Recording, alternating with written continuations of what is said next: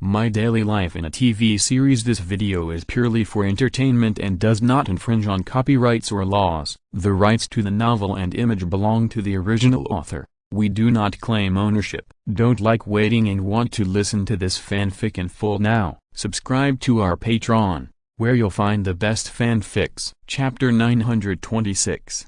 Baby driver late at night. Finally it's quiet. Jesse lay there tiredly. These days, I'm really fed up with these messy, shocking and bizarre things. Hamburgers are not sentenced to death, Adam complained. Now public opinion is increasingly inclined to abolish the death penalty, Jesse said helplessly. Although New York has not abolished it yet, the death penalty is almost never used when sentencing. Whose public opinion? Adam sneered. The prison service tycoon? Of course they support the abolition of the death penalty. At that time, those who are driven into prison by them will be almost free labor, and if they don't live for thousands or tens of thousands of years, these supercriminals who are sentenced to thousands or tens of thousands of years at every turn can work for them forever. Alas, Jesse sighed. You are obviously a person standing at the top of the pyramid. Why do you pay more attention to the dark side of society than those of us at the bottom? Because I am a doctor.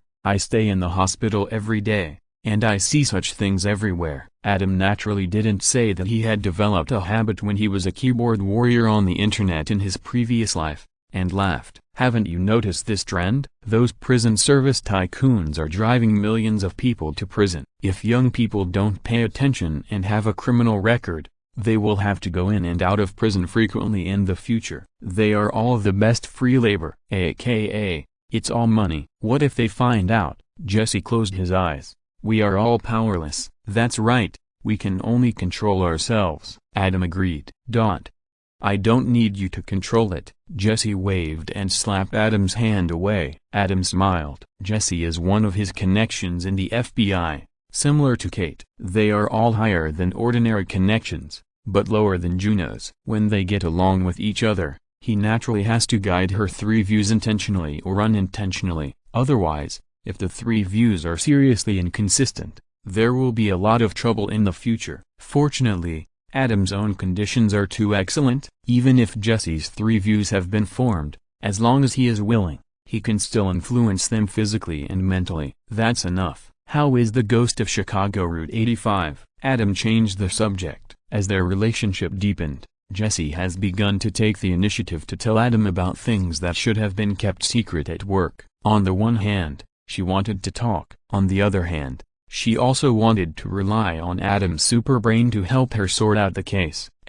This was a tip from her best friend Kate, who had rich and reliable successful experience. At first, Jesse was resistant and disdainful of this, but now she has unknowingly developed a habit. The plan that the Devil's Father Hamburger discussed with a group of children to rescue the death row prisoners was all interrogated. Of course, this is not the FBI's credit. It's that the Devil's Father Hamburger directly confessed everything. Supercriminals like him, once caught, like to confess everything, hoping to become legends. With the god of cars Brian out there, how can there be any road ghosts? Jesse opened his eyes. But you can't imagine what this road ghost looks like. Ghost female driver? Adam asked curiously. Or a little brat?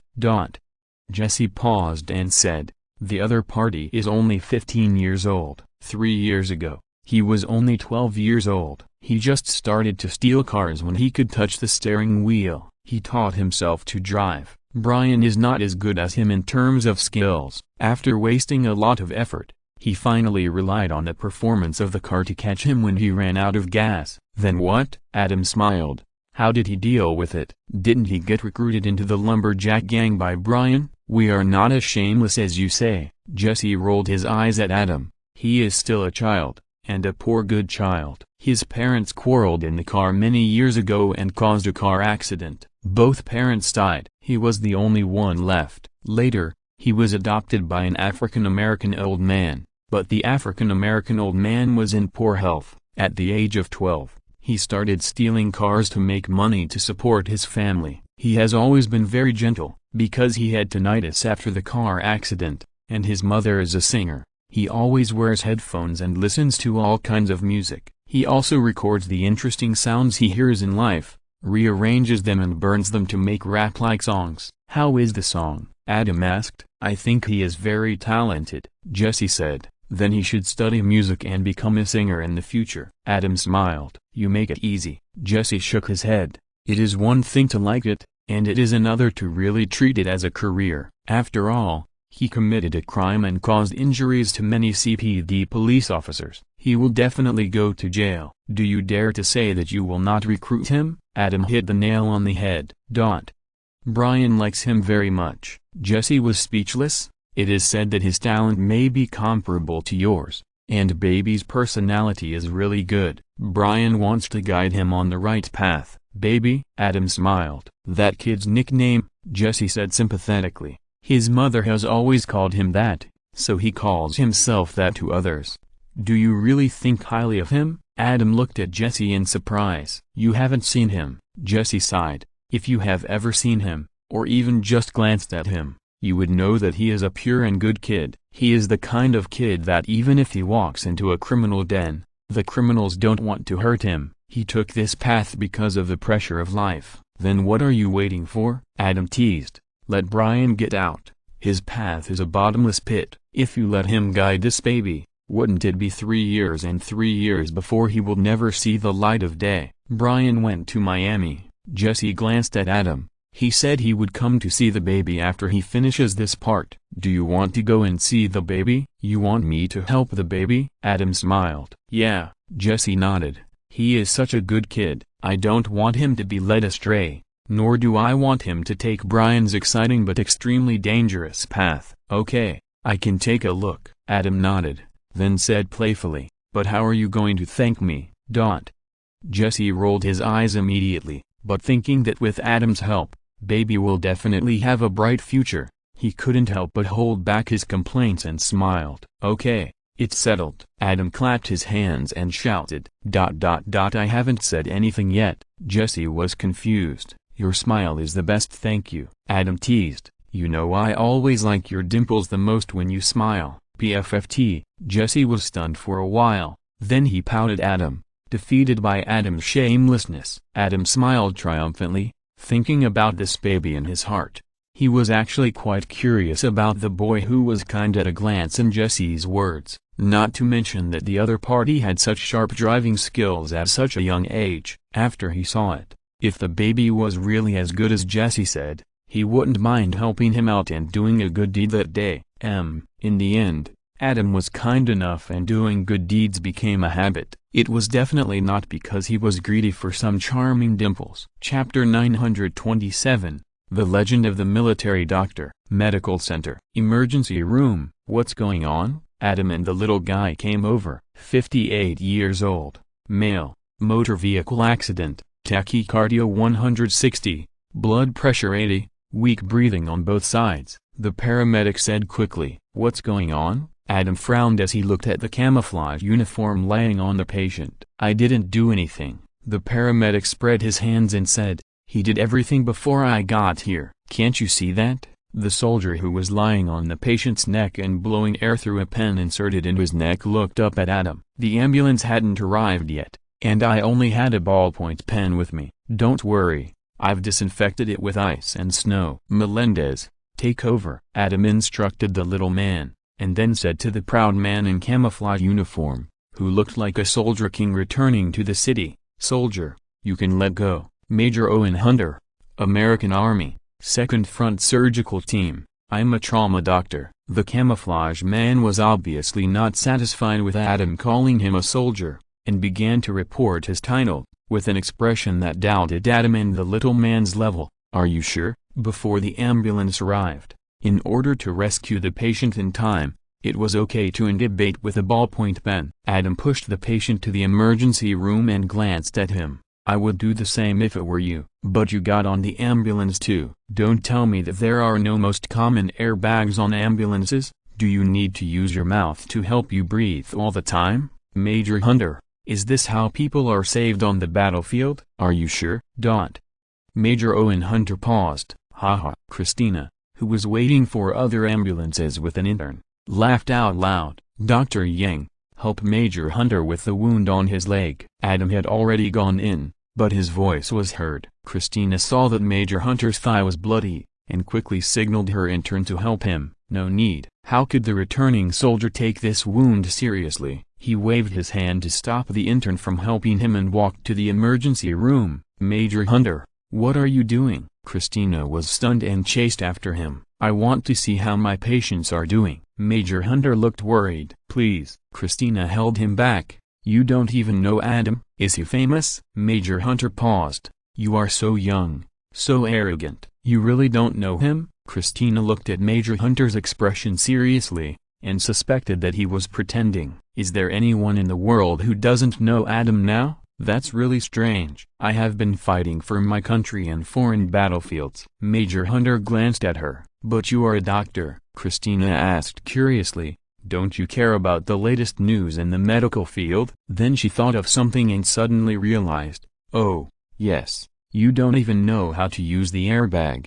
You only know how to blow air with your mouth. It should be easy to be a military doctor, right? That's because I'm not used to it. I didn't expect it. Major Hunter blushed and defended. I understand. Christina nodded without comment. Let me help you treat your wound. You don't believe it? Major Hunter was anxious, with a look of anger on his face. Are you insulting the honor of military doctors who fight for the country? No. Christina shook her head insincerely, and then saw Major Hunter staring at her and frowned. But tell me, how many good doctors are willing to be military doctors and go to the front line? As for fighting for the country, what's wrong with fighting for the country? Major Hunter couldn't refute Christina's fact that good doctors don't serve in the army, so he could only hold on to her second half of the sentence. Aren't our military doctors fighting for the country? Don't get excited. Christina pulled him into the ward and began to cut open his camouflage pants on his thighs, while checking the wound. I don't mean to target your military doctors. After all, military doctors are also doctors. What do you mean? Major Hunter calmed down a little. Please, don't you need me to say it clearly? Christina glanced at him and began to disinfect the wound on his leg. We all know a saying from childhood to adulthood.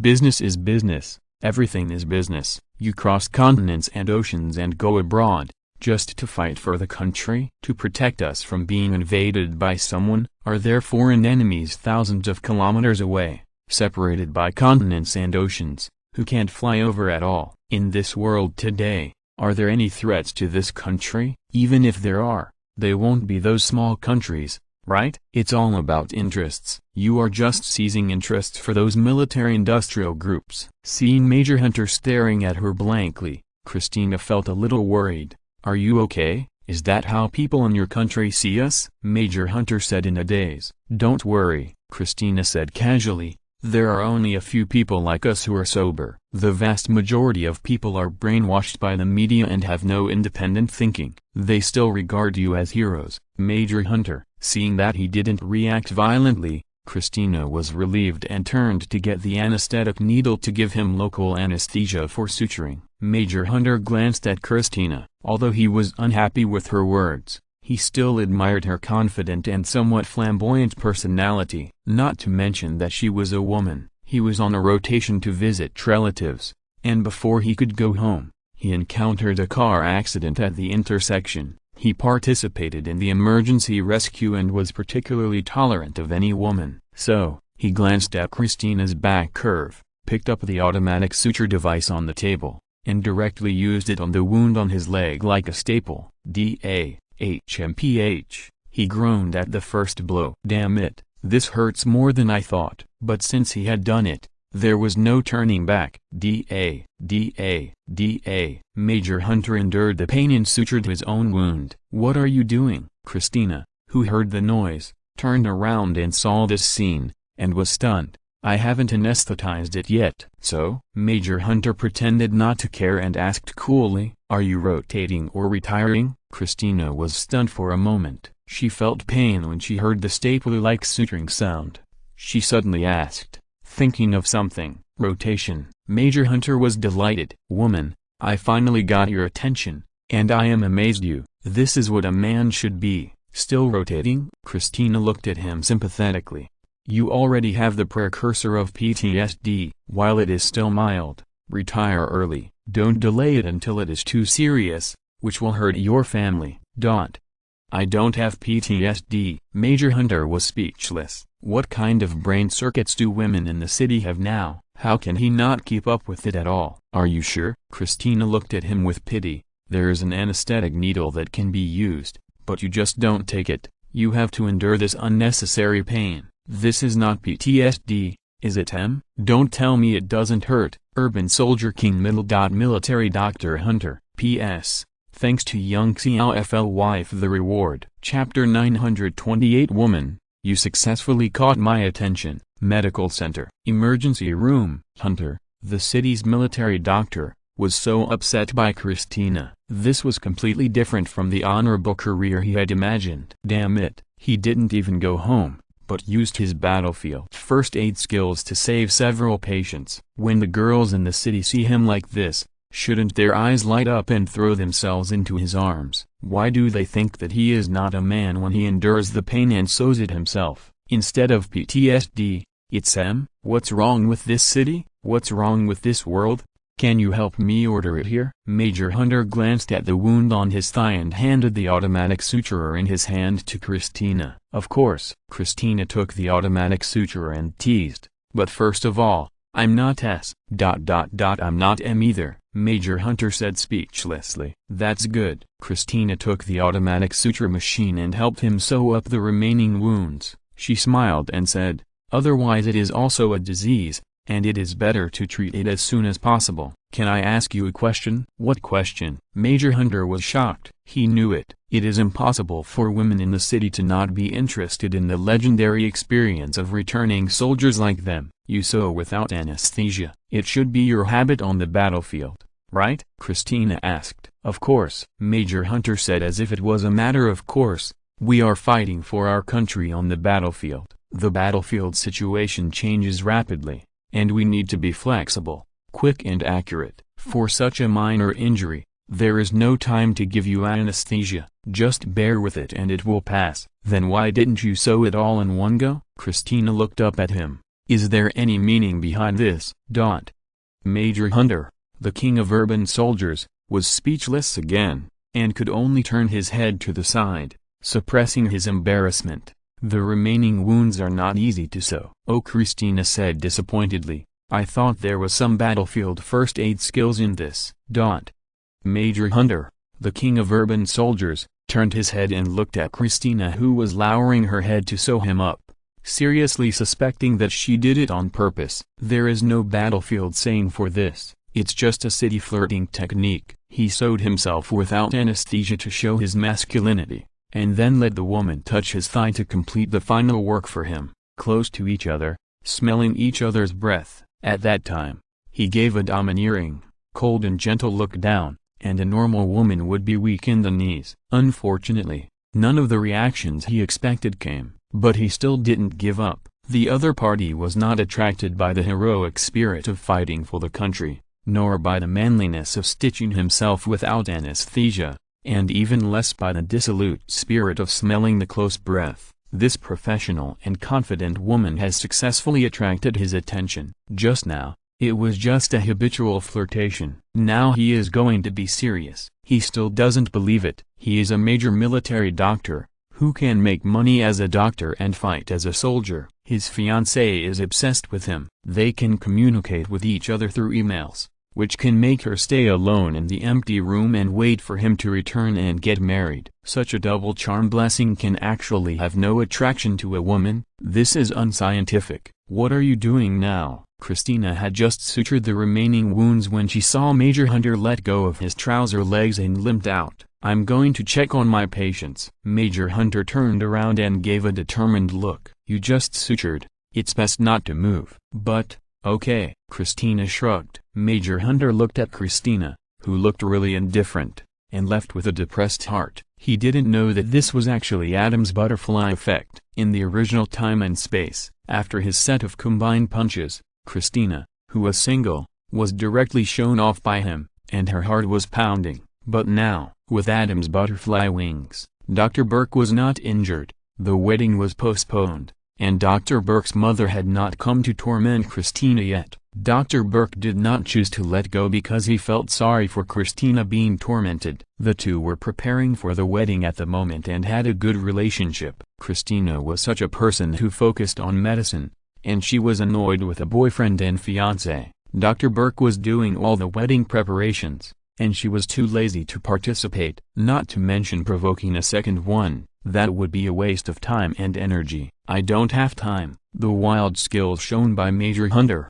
the king of urban soldiers, were different from those in the hospital, and Adam first pointed out the ridiculousness of it. Then Christina and Adam were in the same class. It has been more than a year and almost 2 years. What haven't they seen? When the cruise ship accident happened, the scene was so tragic that it was no worse than any battlefield. Adam was showing off in front of the whole country. She was also at the scene, and Adam gave her on-site instructions on how to drill the skull. That was a real show. Now the urban soldier king only uses a ballpoint pen to insert a throat tube and uses an automatic suture device to suture himself without anesthesia. How could these little moves really show her off? It was just funny after being surprised. And there are 3 views. The profession of doctor is mostly anti-war, with Adam, the dazzling sun, shining beside her all the time. She has unknowingly gained a deeper understanding of the me-soldier. All the halo displayed by the urban soldier king and military doctor Major Hunter,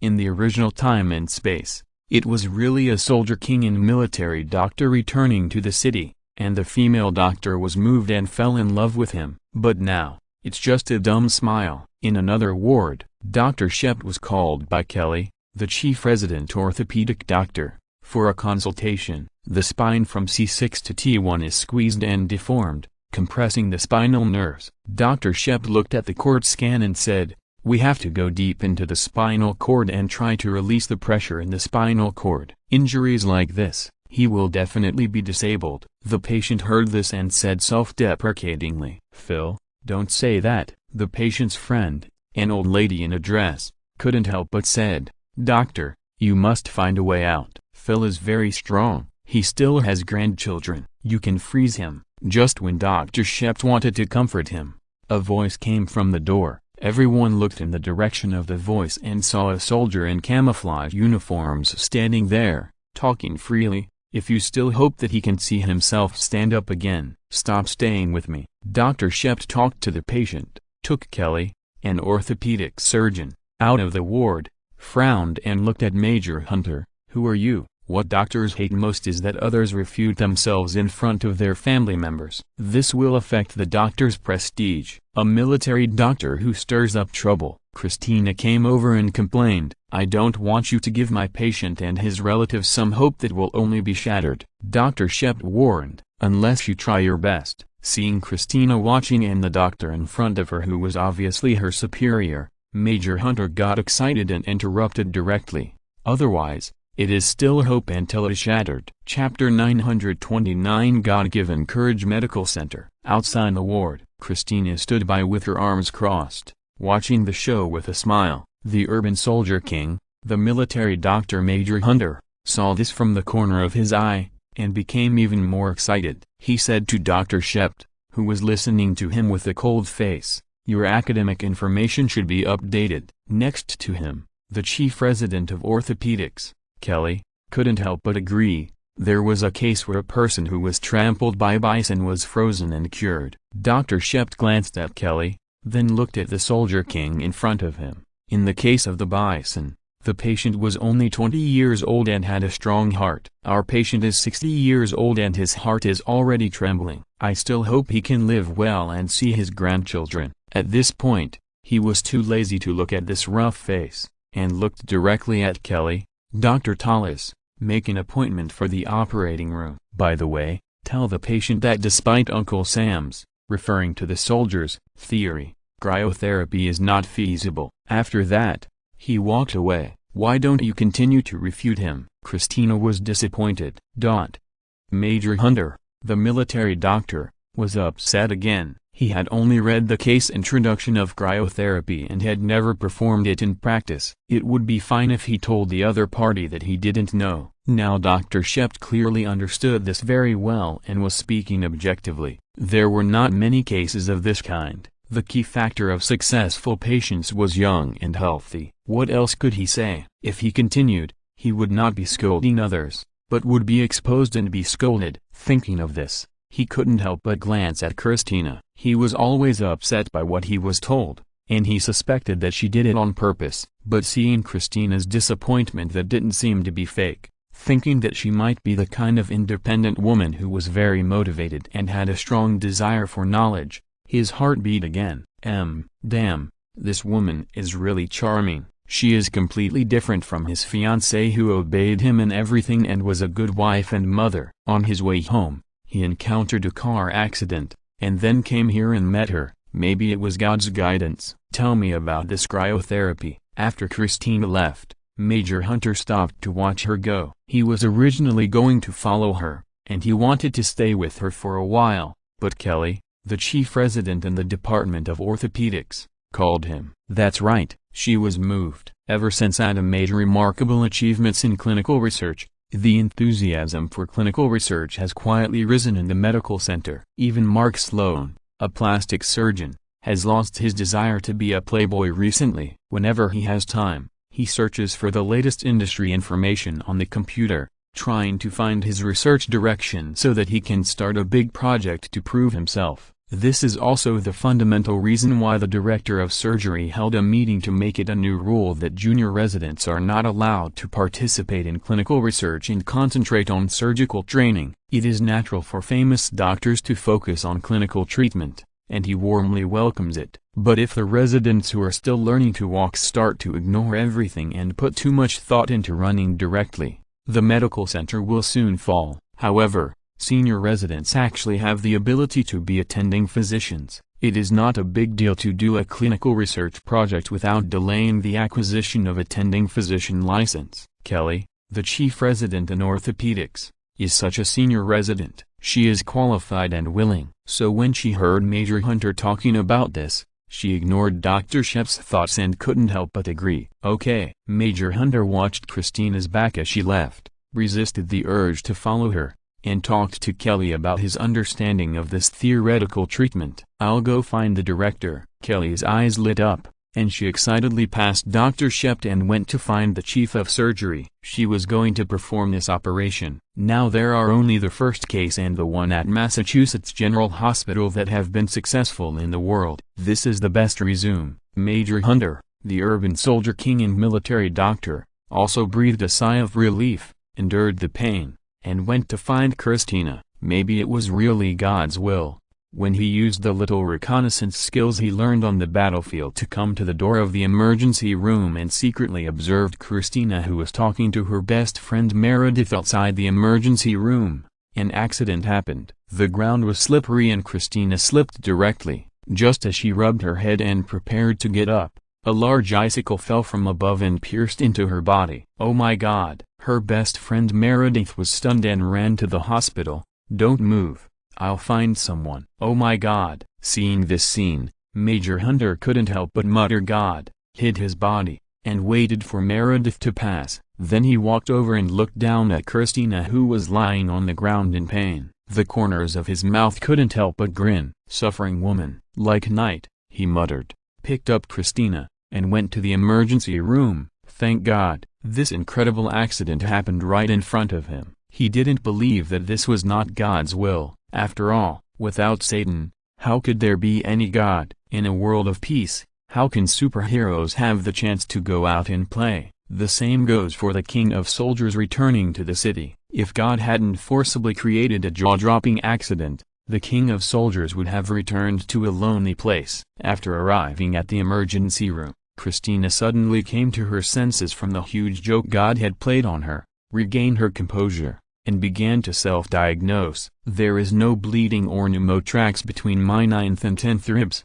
and the entire vital sign is stable. Just pull it out. No. Meredith took the nurse and began to connect Christina to a monitor, and took a chest x-ray with a portable chest x-ray machine. The interns under Christina have suffered a lot from Christina. One by one, they came to take pictures to commemorate the moment, and prepared to make it a mobile phone screensaver. Every day when they turned on the phone and looked at the suffering boss, they would be in a good mood all day. What are you doing? After Christina scolded her intern doctor, Major Hunter came in, put on gloves, and came right up to her. He leaned over and looked her up and down. They could smell each other's breath, and it seemed like he was going to force a kiss on her, which made her frown and yell. Before she could call him pervert, Major Hunter had already pulled out the ice pick. "I didn't allow you to pull it out." Christina looked at the bloody ice pick in his hand and couldn't help shouting. So, Major Hunter, the king of urban soldiers and military doctor,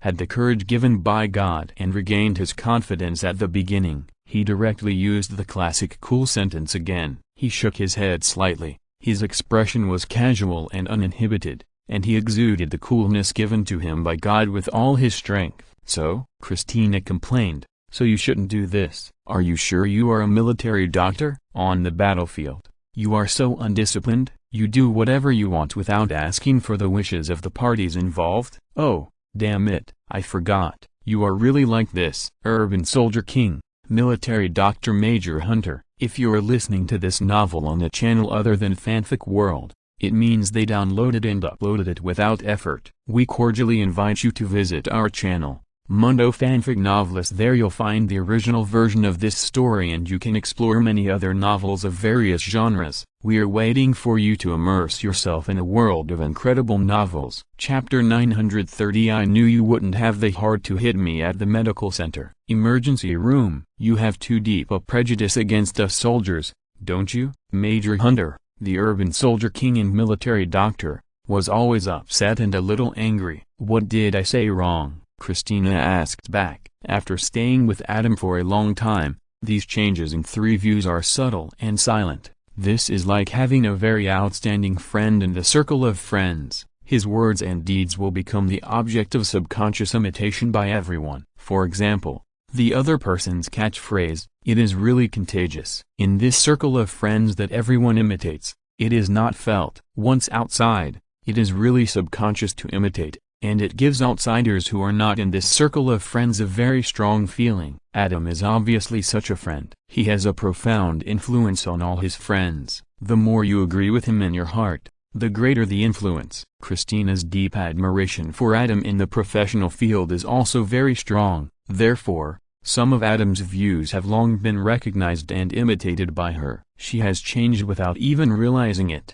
and naturally subconsciously thinks that she is like this. The negative example in this regard is Meredith. She was not motivated in her profession. Her fantasy was cut off by Adam in terms of romance, and she was rejected by Adam in terms of the intimacy of friends. She was just a friend, but still a long way from being a good friend. In addition, she was also a heroine, with the skills of 100% drunken belt falling off and sleeping in Europe for 100 days. Which won her the reputation of being unfaithful. For various reasons, she was least affected by Adam, almost negligible. As a result, she was almost pooah by a death row prisoner not long ago.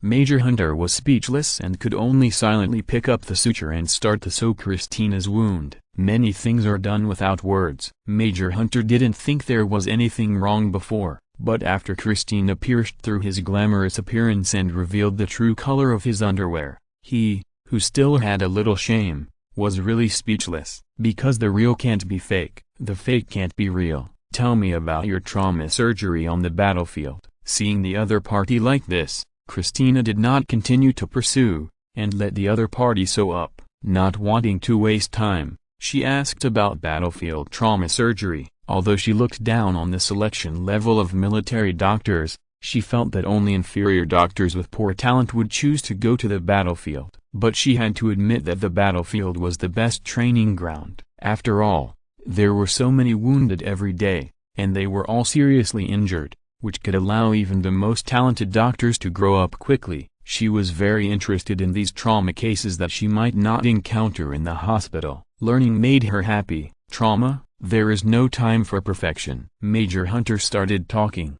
but after a few words, the suturing was completed, and the speed was indeed fast. "Take off your pants, I'll inject you with cefazolin. This is the standard treatment procedure." Christina naturally would not be shy, and directly pulled down her pants. Major Hunter took a look, picked up the syringe, and injected cefazolin into it. "If you were in the battlefield, You would definitely be an excellent military doctor. Seeing that Christina was still indifferent to his charm, Major Hunter changed his routine and began to praise, "And now that you have scars, it is easier for you to get along with others." Haha. Christina couldn't help laughing. Seeing that the praise was effective, Major Hunter cursed himself for being stupid. Playing cool and pretending to be a man can only attract some women, but praising women works on all women. I'm serious. Seeing that the way was right, Major Hunter continued, "You should leave here and go out for adventure. Can this place allow you to devote yourself to it?" "No,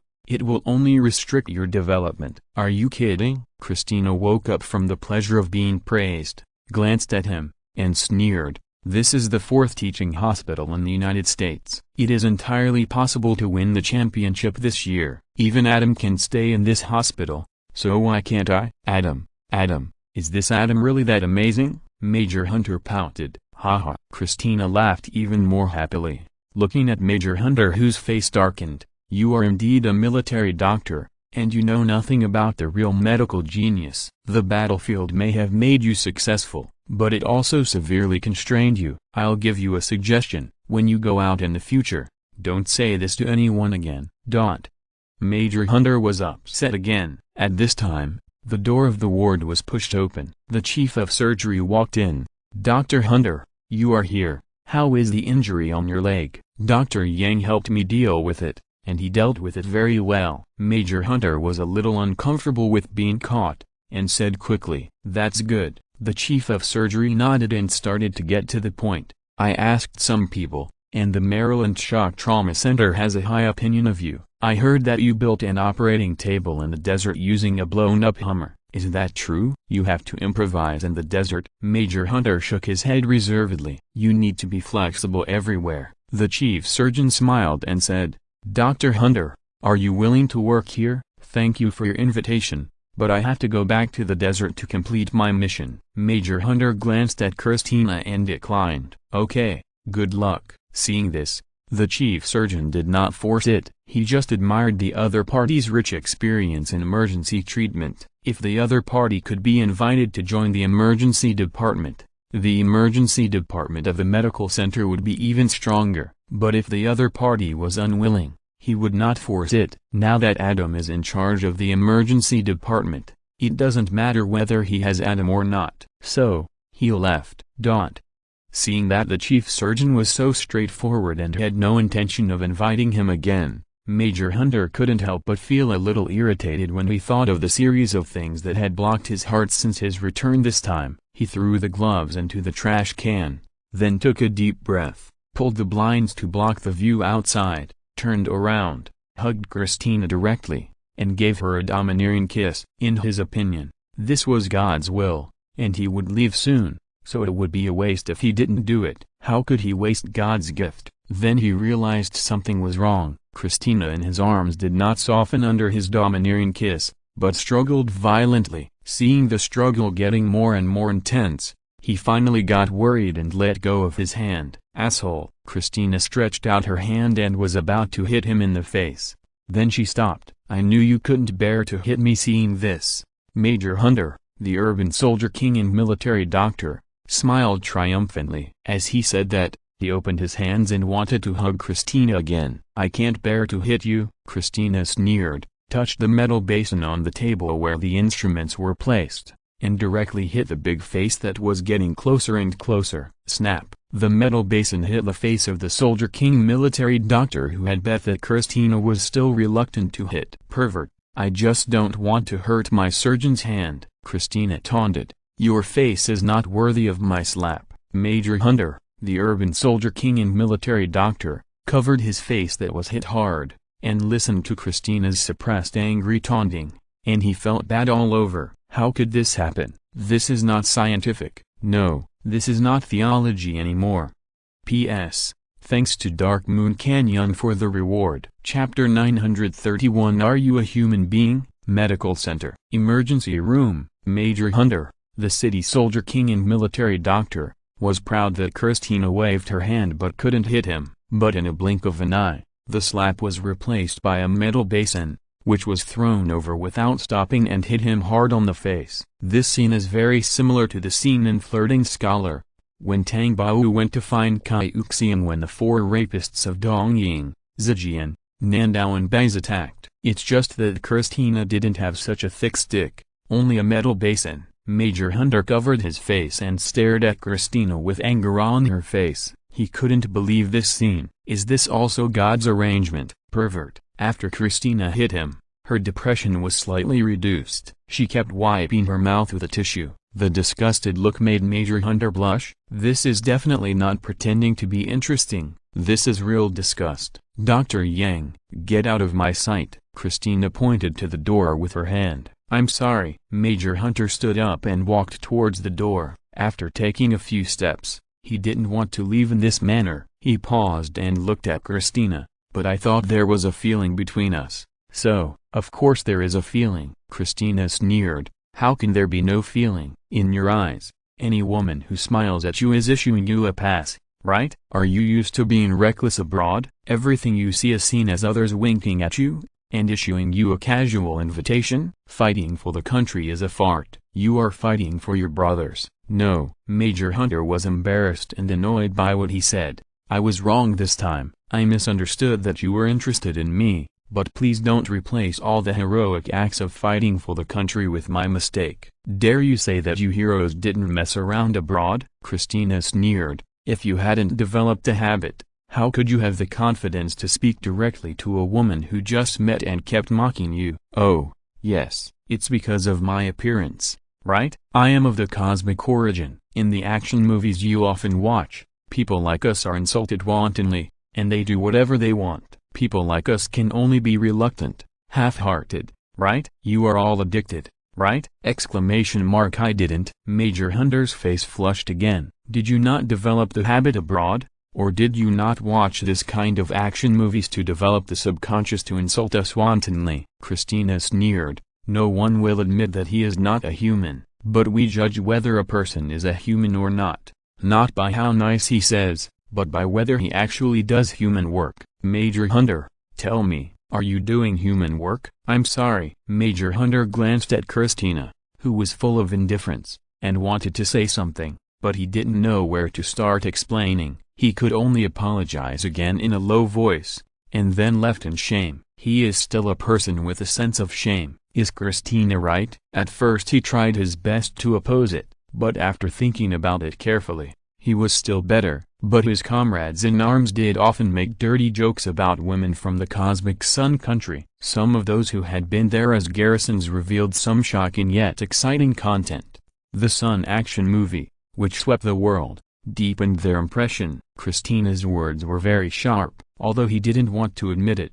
If he thought rationally, his subconscious mind was more or less affected. Otherwise, he wouldn't have done such an extraordinary thing today. You know, in the past, whether it was himself or others, it was recognized that he was upright. No one had ever associated him with words like addiction and perversion. If he had given up, or if he had revealed his cards and stopped pretending to be a gentleman, that would be fine. But because he still had a little shame, he was ashamed and angry. Not to mention that Christina scolded away the urban soldier king and military doctor Major Hunter. Adam had been taking the little guy to perform surgery in the operating room. Except for Major Hunter, who was a bit arrogant and a bit stupid at the beginning. He didn't even know how to use the airbag, so he would blow it with his mouth, pretending to be a fool. He never thought there would be such a wonderful story later. He simply forgot about the other party. After all, there are too many returning soldiers every year. He has seen too many,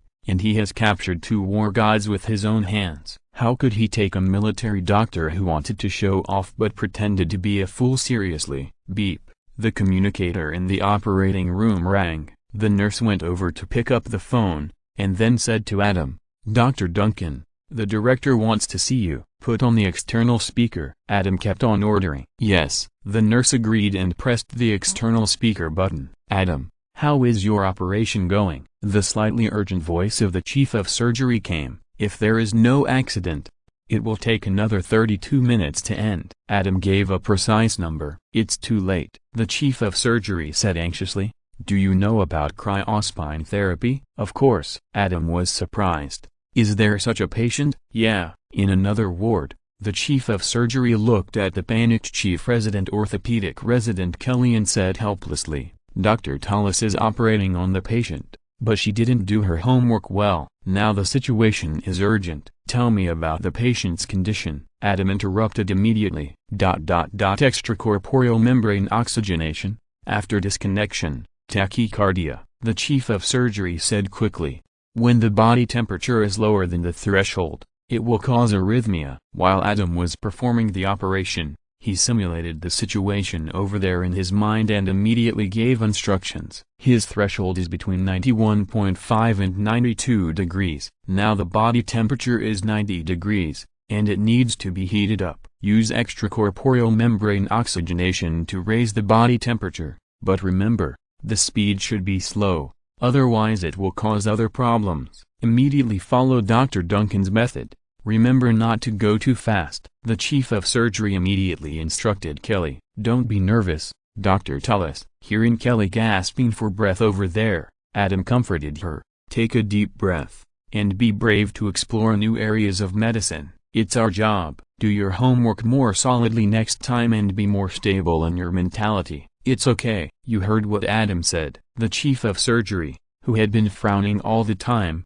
also relaxed. "Let's do what we should do. With this experience and lessons, I believe you will be a better doctor in the future." "I will work hard." Chief Resident Orthopedic Surgeon Kelly took a deep breath and began to operate according to Adam's instructions. Her skills were there, but because she was exploring an unknown new field and she was the only one who took on the responsibility, she was confused when she encountered an emergency. Now with Adam's comfort and guidance, her original level was immediately brought into play. "The condition has stabilized," Kelly exclaimed in surprise after some operations. "Very good." Adam smiled and said, "If you have any questions, you can contact me." "Thank you, Adam." Kelly thanked him sincerely. Seeing this scene, the chief surgeon smiled with relief at first, and then thought about it. Chapter 932, What is it like to not be able to die? Medical Center. The story of the urban soldier king, along with his departure,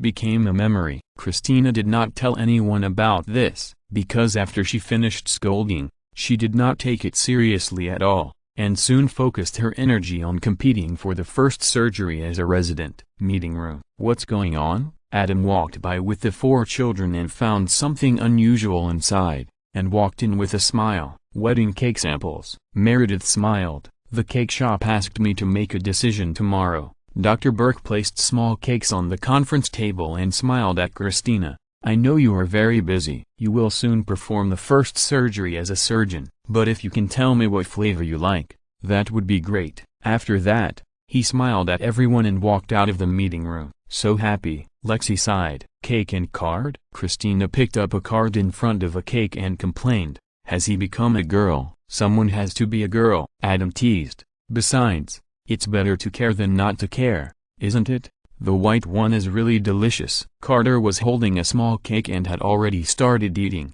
nodding in praise. As a member of an old money family with a manor and castle, he said yes, which only shows that Dr. Burke really cares. "Should I give one to Derek?" Meredith asked while tasting it. "That depends on what you mean." Adam just watched from the side and didn't do anything. "You think so too, right?" Meredith shook her head and said, "Forget it. If I give him this kind of cake, he will probably misunderstand that I am urging him to get married. Instead of worrying about Dr. Shept, you might as well think about whether to give the cake to Liz to taste," Adam reminded. "Ah," Meredith exclaimed immediately, and said with a tangled face, "Yes. Do you think I should give the cake to Liz?" Everyone was silent. Originally, Liz looked the happiest. For love, she even gave up her career. But now she has cancer, and her true love is not with her. Most of the time, she just asks the nurse to take care of her. And Christina, the workaholic who used to be the worst with her,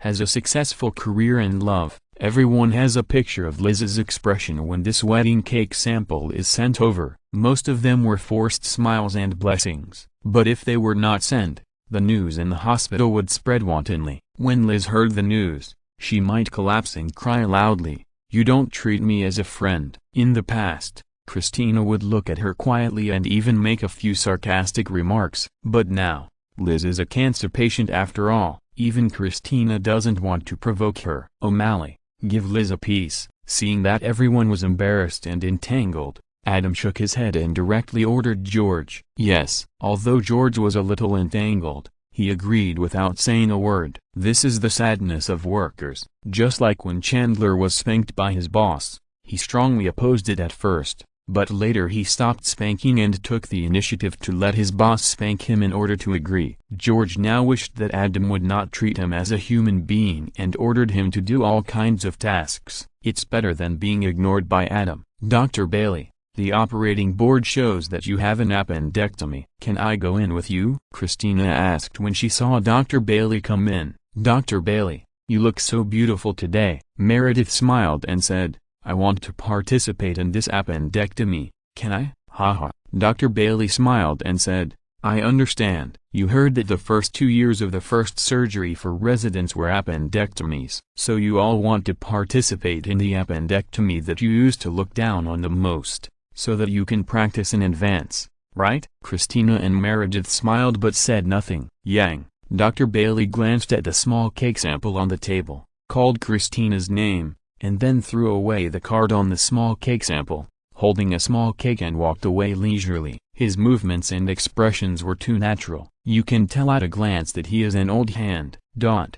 Meredith was speechless. It's impossible for her to marry Dr. Schefter just to practice appendectomy in advance and let Dr. Bailey eat the cake. Ward, hello, Dr. Duncan, a middle-aged woman introduced. This is Aunt Joyce's nephew, my 2 brothers, Torben and Luke. They just flew here this morning. Torben and Luke, this is Dr. Duncan. You should have heard of him. Sorry, your aunt is terminally ill, and we can't do anything. Adam looked at the 3 family members. It's almost time to say goodbye. You mean now? Torben, a middle-aged man in a suit, looked at Adam. Or in the next 24 hours. I mean, how long will it take? I can't be sure about that. Adam shook his head and said, but it shouldn't last more than 24 hours. It can't last more than 24 hours. Are you sure? Torben asked. I have to catch a flight early in the morning. If it's afternoon, I won't be able to catch it.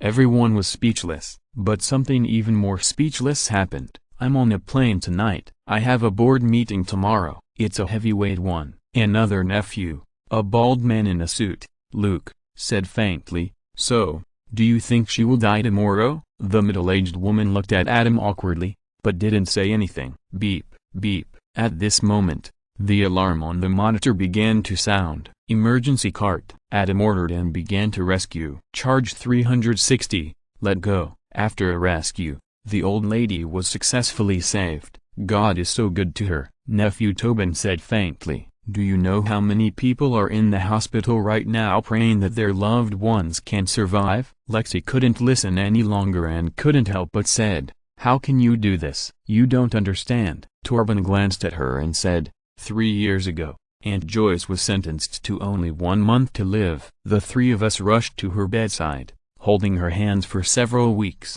saying goodbye to her in tears. Then her condition stabilized. The bald man in a suit continued faintly, 1 month after being discharged from the hospital, she went in again. Every time we immediately jumped on the plane and came to her bedside, we said goodbye to her in tears again and again, and every time she came back to life. 3 years. The middle-aged woman smiled bitterly. We all hope to accompany her before she leaves. We really hope, but it's more than 10 times, and every time we fly all the way here. She is ready, and so are we. It's time. Torben smiled helplessly. Lexi was stunned and speechless. We know that Dr. Duncan is a very good doctor. The bald man in a suit, Luke, looked at Adam and said, so we hope you can give us a clear result, either to cure her completely or to let her leave quietly. Chapter 933. You are the surgeon, I am the supervisor. We are both number 1, medical center. Ward, her disease is incurable. She depends on her will to live and rescue. Adam looked at them and said, either delay it any further until her will and rescue are useless, or sign an or and stop the rescue. The 3 nephews and nieces looked at each other and smiled bitterly. For the former, they were really impatient with the delay. For the latter, their aunt still had the will to live, which meant she didn't want to die. If they still loved her in their hearts, they would have done it long ago. and there would be no need to keep delaying like this. Bring the documents. At this time, the old lady who was slowly waking up opened her eyes and spoke. Aunt Joyce. The three nephews and nieces were ashamed. It's not your fault. The old lady smiled and said, you are all good children and my best relatives. Every time you come to accompany me, you give me the courage to continue living. That's enough. In fact, I don't want to torment you, either lying in the hospital, receiving emergency treatment, or receiving emergency treatment on the way to the hospital. I've had enough of this kind of life. I already know that you love me. Let me take this kind of love and the happiness of being loved and leave this painful body. Aunt Joyce. Oh, the niece burst into tears. The two nephews also had tears in their eyes. Doctor, the old lady smiled and looked at Adam. Gray. Adam ordered Lexi, go get the DNR document. Yes. Lexi was a little reluctant, but she went anyway. After getting the document and signing it, the old lady soon ushered in critical condition again. This time there was no rescue. The old lady's heartbeat was completely cleared. Time of death 1534. Lexi took the initiative to announce the death and looked at the three nephews and nieces. You can catch the plane, attend the board meeting, and do your own things. Dr. Gray, you can go do your own things. Adam reminded. The three nephews and nieces were motionless, just crying silently. Obviously, when death really came, they loved their relatives deeply, and they really understood what it meant for their relatives to pass away. Adam shook his head. God really joked with them. It was so hard. They were obviously a loving family, but if it dragged on for 3 years, I'm afraid something unspeakable would happen. This is not anyone's fault. Only God can be blamed. A few days later. Congratulations. Adam congratulated Christina,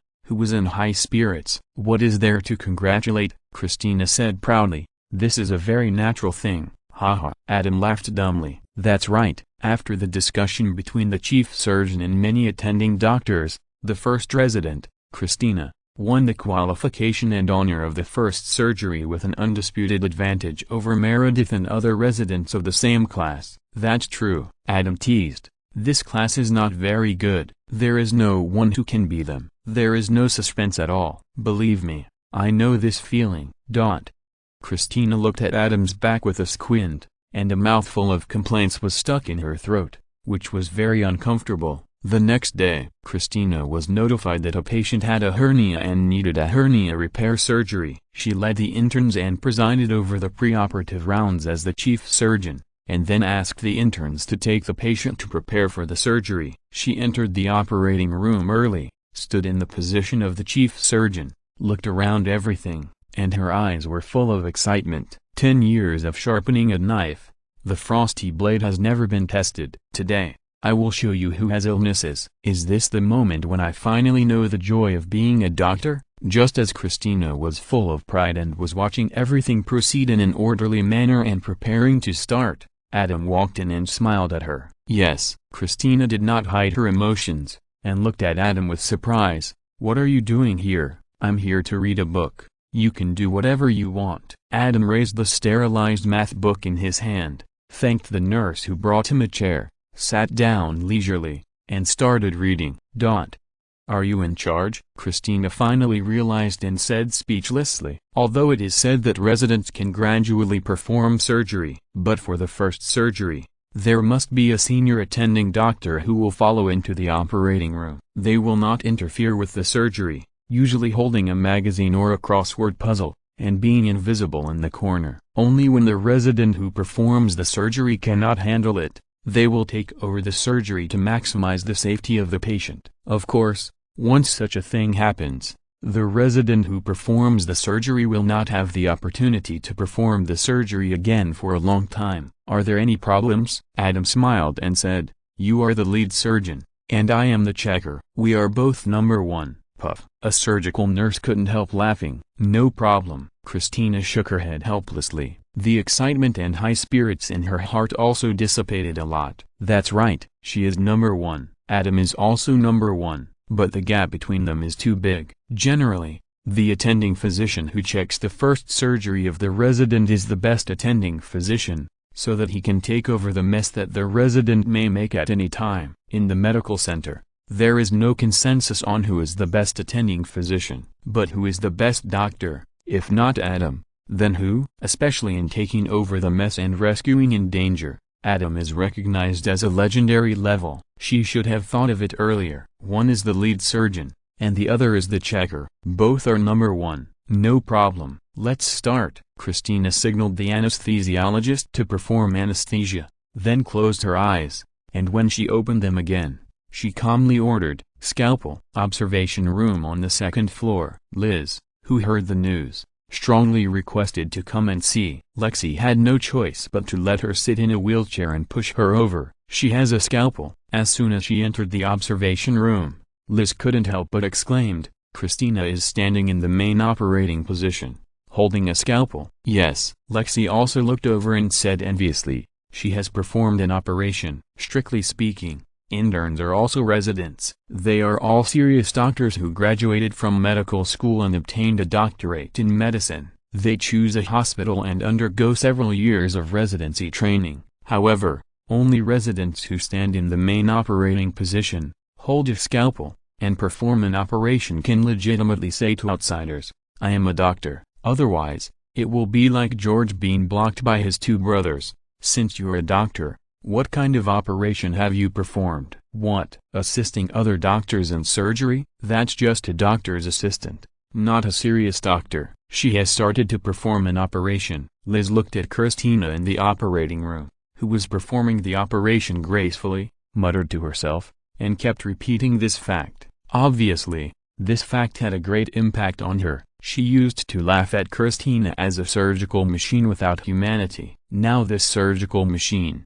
standing in the main position, slicing the scalpel, combined with the happiness of getting married, showed not only professional confidence, but also the brilliance of humanity. And what did she get when she always claimed to understand truth, goodness and beauty and dared to pursue them? Chapter 934 Duncan Adler Game, Medical Center. Observation Operating Room. Christina is performing the first operation. Liz is in the observation room on the second floor, and is in the epiphany of the clown is actually me. Only Adam doesn't know. Otherwise, he will definitely say the classic saying that Sheldon, Dr. House and others like to say, "I told you so long ago." Everyone was originally at the same starting line, not to mention Adam's cheating and flying away. Let's talk about Christina and Liz. Although Christina is a little stronger, she is just walking, not so strong that Liz can't catch up. Why is there such a completely different situation today, which makes Liz's heart shocked and tortured? It's because Liz got the wrong direction. Christina insists on herself and works tirelessly towards her dream. She has always been focusing on her career dream,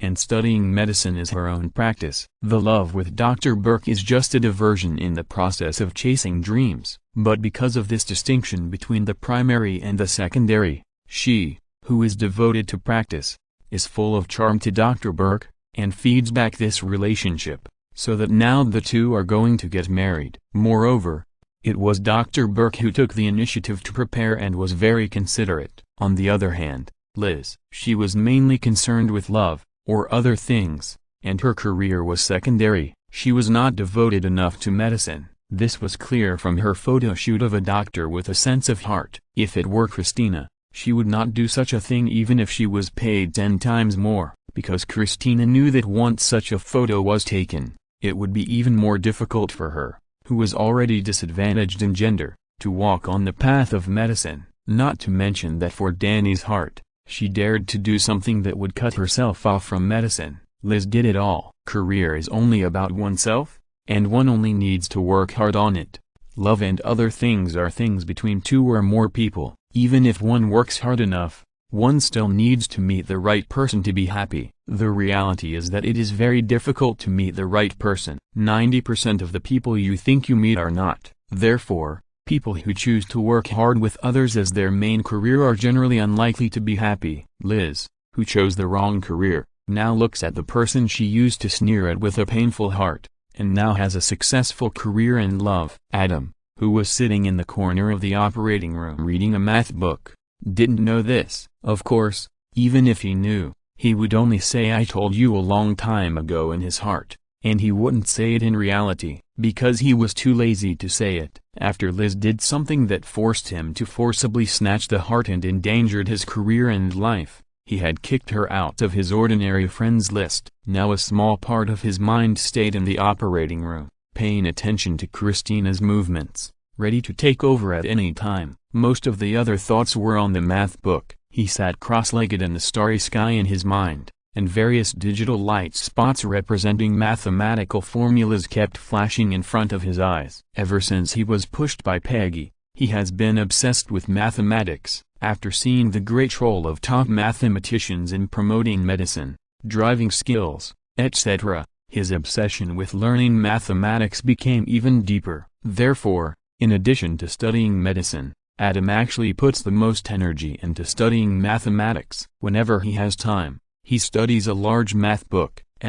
Peggy has a deep understanding of this. Because she is Adam's math tutor, the teacher knows the student's learning status very clearly. Otherwise, in Adam's previous life, there would be no students who needed to make up lessons, and they would use their connections to find their own substitute teachers to make up lessons. The substitute teacher knows best what the students know and where they don't know and need to be strengthened. Black Widow Sandra was even more complaining about this, because the traces of the covers of the mathematics monographs on her back had been replaced one after another, and it took several days to disappear each time, so that she couldn't wear low-waisted clothes. After the millennium, Adam's enthusiasm for learning mathematics became even more ignited. Because Peggy felt that Adam's level was about to graduate from graduate school, she assigned Adam an exam as a comprehensive exam for graduate school graduation and admission to a doctorate. It's more like an interesting game. The content is very interesting. It combines the 7 major mathematical problems, Monica's 7 card points, and treasure hunting, aka arranged 7 math problems related to the 7 major mathematical problems at the 7 card points of Monica. From 1 to 7, the answer to each question is involved in the calculation of the next question. In other words, you can't jump, you can only solve the problems one by one to pass the level. Peggy is also a mischievous person. It is impossible to come up with a test game without punishment. If you can't solve it, don't even think about unlocking the 7 card points. If you can't pass the level, you naturally can't play Monica 777's song. Adam is actually fine. After all, he has other good friends. Peggy is betting on herself. She is the princess trapped in the dragon cave, and Adam is the warrior who breaks through the level to kill the dragon and save her. If Adam, the warrior, is not brave enough, then she will suffer more for staying in the dragon cave for one more day. It depends on whether Adam can bear it. Adam naturally knows this. Of course, he can't bear it. Therefore, he can only work harder to pass the level to save Peggy. He even has to pass the level in one go to unlock the song. Otherwise, Peggy's suffering will increase exponentially. Therefore, Adam can't even see Peggy before he passes the level. The key is that proud people like them can't cheat in such a game. Adam hasn't seen Peggy for more than 2 weeks. He has only solved the 5th problem. You can imagine how much he is concerned about it. Peggy's ability to come up with this kind of game is actually related to Adam. Since the last mountain outing, the most beautiful elf Peggy and the strongest orc Adam have appeared. After playing Romeo and Juliet in the magic world, the door to a new world was opened for the energetic Peggy. Peggy's nature is eccentric, and after devoting herself to mathematical research, this nature was suppressed by the stronger nature of scientific exploration. Now with the plug-in Adam, she has improved in all aspects. In addition to scientific research, her energy overflows, and her suppressed eccentric nature is back online. Otherwise, she would not have come up with this kind of game. However, he is also very excited about such a mischievous game. This is simply too interesting. In the observation room, Lexi and the others would look at Christina, the surgeon, for a while, and then look away and look at Adam, who was sitting on a chair, holding a math book in his hand and smiling. Because of Adam, they also had the idea of deepening their math learning, but after each attempt, they found that their love and admiration for Adam was not deep enough, because they couldn't stick to it every time. Boring. Some male doctors even sneered in their hearts, "What's the fun of math?" They seriously suspected that Adam was pretending. although Adam's ability did not require him to pretend. But pretending will form a habit, just like those rich people who don't lack that little money, but in the process of becoming rich, they develop the habit of haggling over pennies, which gives people the impression that the richer they are, the more stingy they are. These male doctors think that Adam has the same mentality. They can't imagine the joy of Adam learning math. Chapter 935 You Are So Brave. Medical Center. Observing the operating room. It was just a hernia repair operation. Christina did it very steadily and there were no accidents. Yes, Adam exclaimed in surprise when it was over. When he noticed the gazes coming over, Adam promptly shifted his main attention to the secondary attention of the outside world and clapped his hands naturally. Dr. Yang, well done. Clap, clap. As Adam finished speaking, others also began to applaud. The operating nurses were the most touched, because in the past, they could ignore Christina and confront her whenever they were unhappy. But from now on, she is a surgeon who can really perform an operation and manage an operating room. They, the nurses, must have enough respect for her. Even if she has a bad attitude, they can only endure it most of the time, unless they can't stand it anymore. Otherwise they will flip the table and confront their superiors at any time. Even with the nurses' union, they can't keep their well-paid jobs. When Adam saw that everyone's attention was focused on Christina, who pursed her lips and nodded, and was proud and complacent, he turned his attention back to the starry sky in his mind. I saw countless mathematical lights and shadows connected together, shining brightly. In the light, an enlarged version of Peggy, who seemed to be able to do anything, stood there. After Adam solved the fifth problem, the exquisite armor exploded at the fifth Monica point. The armor fragments scattered, and a dart-like fragment shot towards Adam, which was easily caught by Adam's right index and middle fingers. There was a number on it, which was the answer to the fifth stuck point. Peggy's sixth Monica stuck point shone brightly, and a math problem emerged out of thin air. Adam took the answer dart of the fifth stuck point, looked left and right, and thought about which angle and what arc to throw out to break this stuck point. You are so brave. Peggy, who was able to do anything, spoke, and her charming and playful voice echoed in the starry sky. Okay. After solving the fifth math problem, Adam's superbrain temporarily relaxed, so he casually added some special effects to reward himself virtually. After Christina successfully performed the first operation, Meredith and other residents in the same batch also began to perform the operation. Adam was the one who checked everything. Soon, it was Christina's wedding day. Those who had a good relationship with her would go. Of course, most of them went for Dr. Burke's sake. Only a few went for Christina. The wedding of two surgeons, and two surgeons who were very devout in surgery, was really not willing to leave the hospital until the last minute. The chief of surgery came forward and drove them away. Since Adam came, there were no more operations that had to be performed on someone in the hospital. Although Dr. Burke was a top cardiothoracic surgeon, Adam could do what he could do, so he went to the wedding early. Adam? Meredith found Adam. Can you arrange for Christina to have surgery? She is eager to have surgery now. Are you kidding me? Adam complained. Her wedding is about to start, and you said she wants to have surgery now? What does she want to do? Look for yourself. Christina's voice came from behind. PFFT. Adam looked back and burst out laughing. What's your hairstyle? Where are your eyebrows? My mother-in-law shaved them. Christina, who had no eyebrows and a necklace around her neck, suppressed her anger and grievance. Did she force you? Adam raised his eyebrows. No. Christina, who had no eyebrows, was about to burst out with emotion. So you think it looks good? Adam laughed. No, Christina shouted. She said I'm not as selfish as she thought. This necklace is what the Burke family has worn for 5 generations when they get married. It's also their tradition to have no eyebrows when they get married. I was confused and she shaved my eyebrows. I'm a surgeon, an excellent surgeon, and now I'm standing here without any dignity. So, please let me operate the knife. You threw away your dignity. Okay,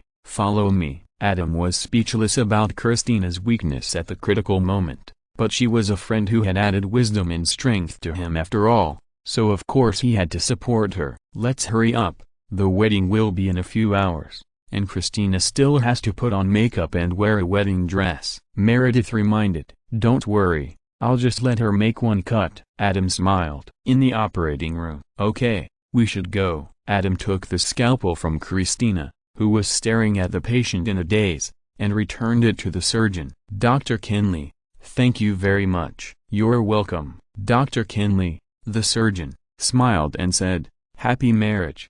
Dr. Yang, congratulate Dr. Burke for me. Let's go. Meredith came over and took her girlfriend away. Outside the operating room. Are you sure you want to get married? Adam glanced at Christina, who was still in a daze. I don't know, Christina said painfully. Burke wants. I can't accept it, but I just want a simple wedding for a few people. Now his mother and my mother have made such a grand ceremony, and I have to appear in such a dignified image. I don't know what's going on. At this time, the groom Dr. Burke and the best man Dr. Shep hurried over. Adam, go and tell them. Meredith quickly took Christina away. Before the wedding, the bride and groom cannot meet each other. It's like this. Adam went up to him and told him about the shaving of his eyebrows. He looked at Dr. Burke.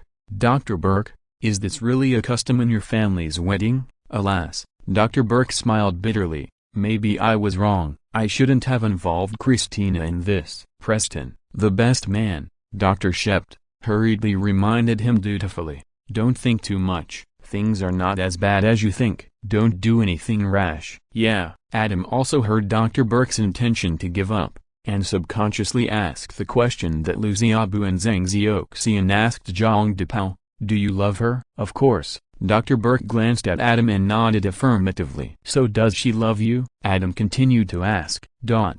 Love. Dr. Burke paused and nodded affirmatively. Then it's over. Adam clapped his hands and said, you know, there are many people in this world who, even if the woman doesn't love him, will still fantasize about traveling through time and space to attend this wedding even when they are threatened with a gun, or fall down the stairs with their limbs broken, or their heads knocked out, just because he loves her. For those of you who love each other, what else is there to think about? Aren't you just worried about a bad relationship between the mother-in-law and the daughter-in-law? You are both surgeons. If you marry someone in another profession, the couple will rarely see each other, not to mention each other's parents. How many times can you see each other in a year? For the sake of your love, just bear with it. It's no big deal. And as long as you truly love each other, are willing to support each other, be tough, and create the basic harmonious atmosphere of the big family, then there won't be any problems. It all depends on whether you want to do it or not. Chapter 936, Military Doctors Attack the Medical Center. Dr. Burke didn't have Zhang Depao's situation and state of mind, so he naturally couldn't experience Zhang Depao's ending of being abandoned. After Christina drew blood with a knife, she heard the conversation between Adam and Burke next door, and the frustration and anger in her heart had dissipated. The two sides really love each other, this is beyond doubt. As for the fact that Christina is obsessed with experts, she has come to this point with Dr. Burke. That's just the origin. Speaking of experts, the professor and expert that Christina had lived with for 3 years is known as the highest achievement in contemporary cardiothoracic surgery. That is the existence that Dr. Burke has to look up to. The other party has long wanted to marry Christina, but Christina did not agree to the other party. This is a small setback before the marriage. After talking about it, the bride and groom returned to the wedding scene one after another accompanied by the best man and bridesmaid. Meredith drew a false eyebrow for Christina. Originally, Adam would definitely be able to draw it exactly the same, or even more perfect, but think about it and forget it. It's right that Adam is willing to support Christina, but she can't enjoy this kind of eyebrow drawing joy with special meaning. Beep, beep. At the wedding, Adam had already sat down when his pager rang. He took it and looked at it, which made him laugh and cry. Adam smiled at Dr. Burke, and walked into the bride's dressing room under the gaze of everyone. What's going on? Adam teased. The bride's entrance song is about to be played. You let me in at this time, even if it's a novel. Who are you looking down on? What a mess. Meredith complained. Christina dropped the wedding vow card. I remember you saw it. You have a visual memory. Hurry up and help write it down. So that's what happened. Adam laughed dumbly, but still quickly took a pen and paper to write it down, and then hurried out. Christina originally planned to get the marriage certificate directly. Wedding vows are naturally very brief. If she wasn't a little dysphoric now, there would be no need for Adam to repeat and rewrite this short paragraph. After Adam walked out, he smiled at everyone who turned their heads to look at him, and made an okay gesture. The bride's entrance song played smoothly. Christina's stepfather obviously didn't care enough about his stepdaughter and didn't come over. When the bride came out, it was the bridesmaid Meredith who helped her out, and they walked down the aisle together, toward the groom and best man on the altar. The bride looked at the groom, the bridesmaid looked at the best man. It was quite interesting. When it was their turn to read the wedding vows, the best man, Dr. Shept, handed a card to the groom.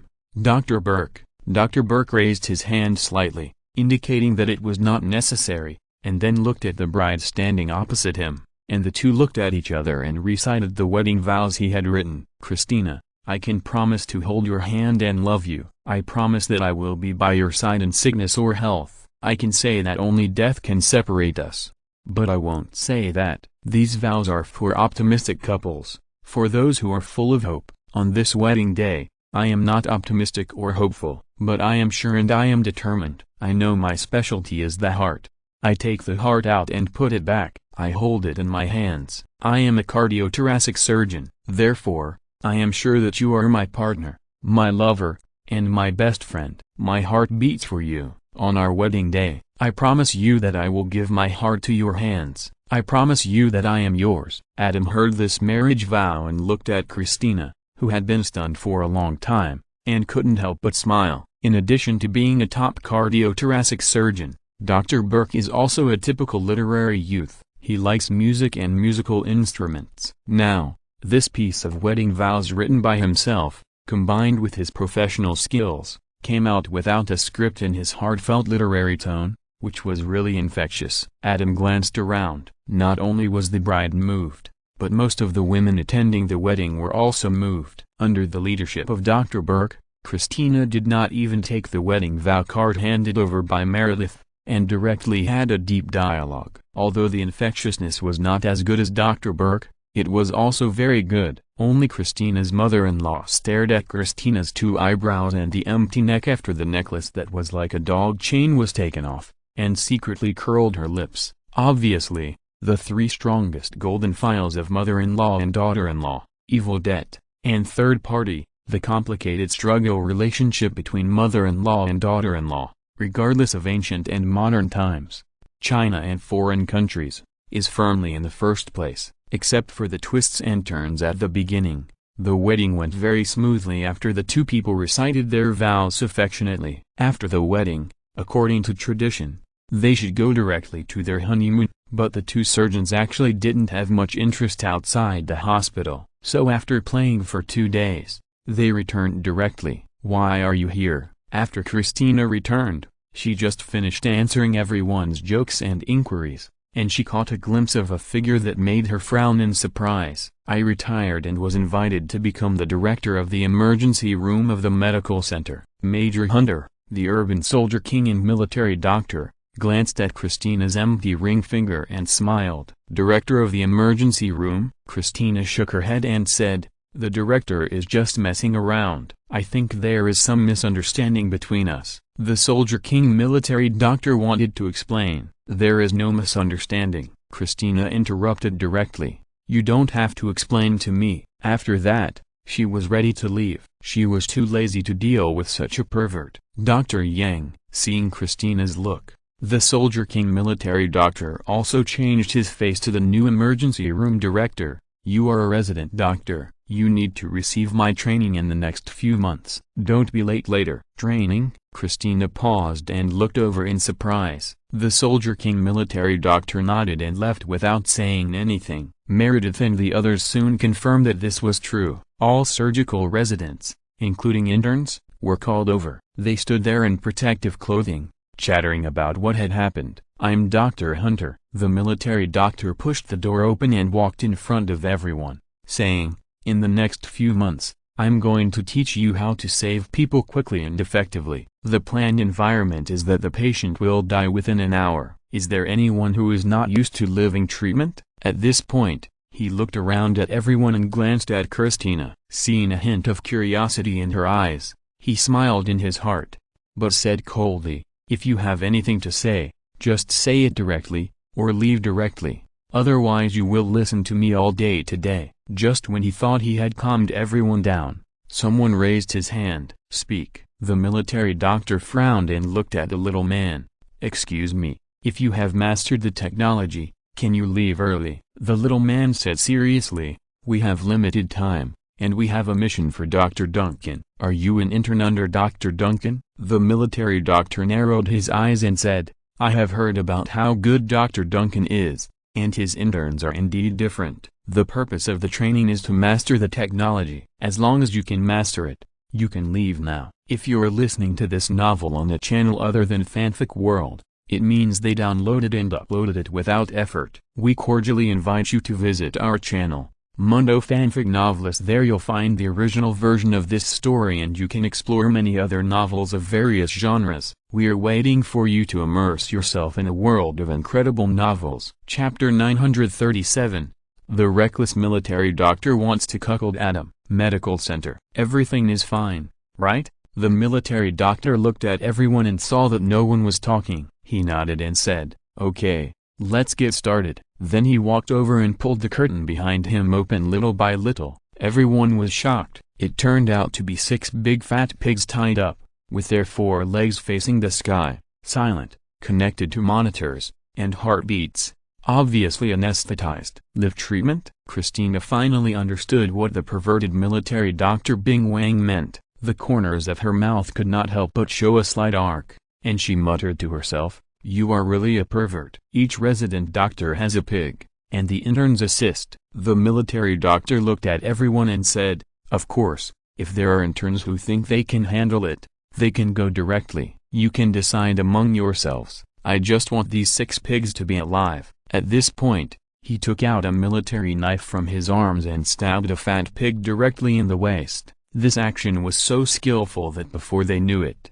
all 6 big fat pigs were stabbed. "Let's start, save them." The military doctor wiped the bloody saber with a cloth, raised his chin, and signaled that everyone could start. "You are really a devil." A female doctor covered her mouth with both hands. After she finished speaking, she seemed to feel that the force was not enough. She stared at the military doctor with wide eyes and asked the soul, "How dare you?"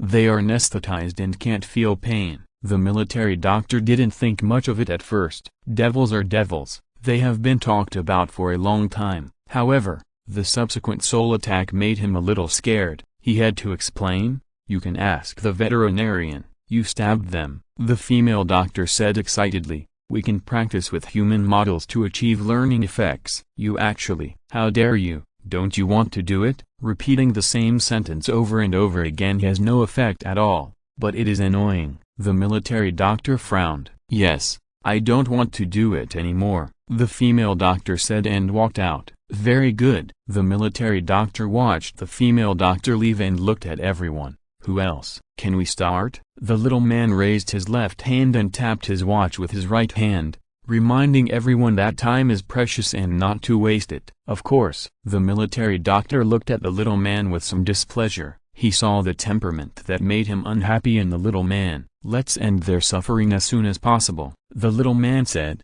and then went forward to rescue the pig in the middle. Christina followed closely. Carter again. Then it was Gray and Gray. George O'Malley was the last one. The military doctor looked at the other residents standing by or watching or helping in surprise. He came to the medical center, so it was impossible for him not to know about the 4 interns under Adam. But in this occasion, the 4 interns under Adam all went out and occupied the original positions of the residents, and none of the residents said anything. No, not even one of them took the initiative to step forward, but instead watched the 4 interns go up, and then followed. As if this was natural, the information revealed in it made his heart sink. In the army, the strong are respected. The same is true in the hospital. In the eyes of other residents, the little guy, Lexi, Carter, and O'Malley are obviously better than them. Impossible. The military doctor then denied his guess, shook his head secretly, and thought to himself,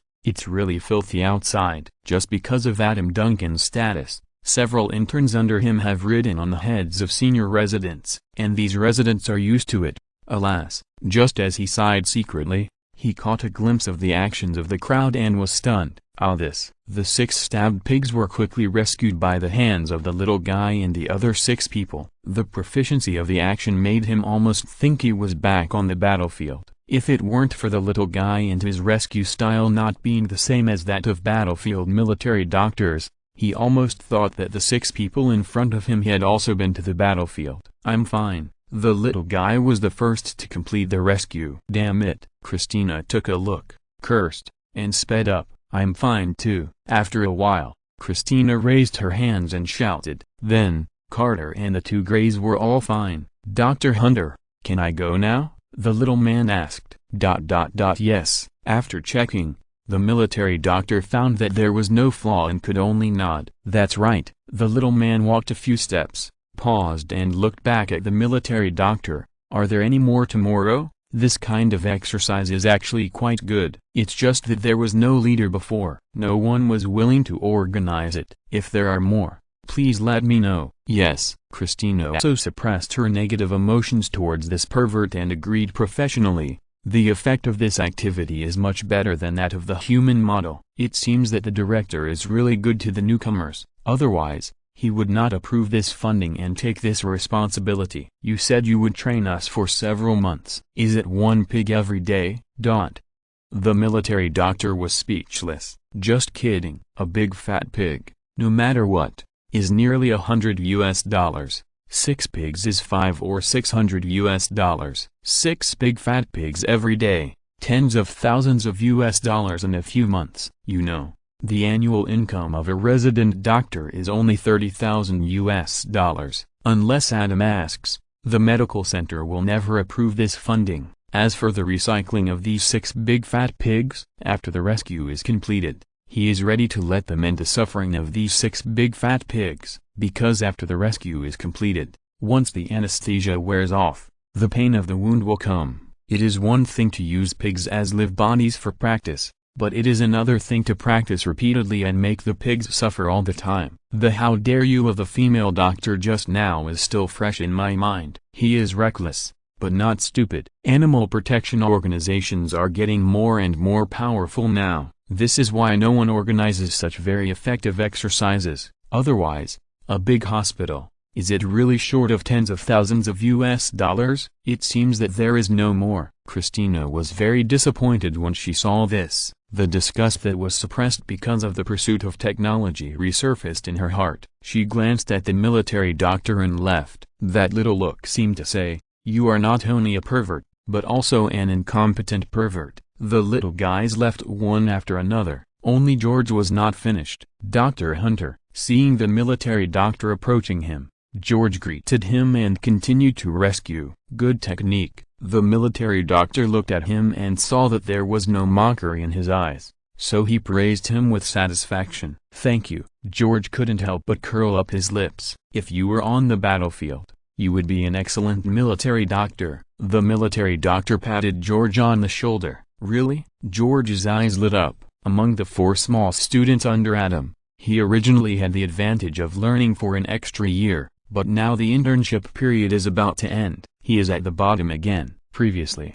he was disliked by Adam because of Liz. He hasn't heard such praise and affirmation for a long time. Chapter 938. No need to explain the medical center to me. Cafeteria. "Adam, look, you're going to be poached." Christina pushed Adam and pointed over there. Everyone looked over and saw George and the military doctor walking in, talking and laughing, and going to get their lunch trays together. "I don't need a wallflower." Adam smiled.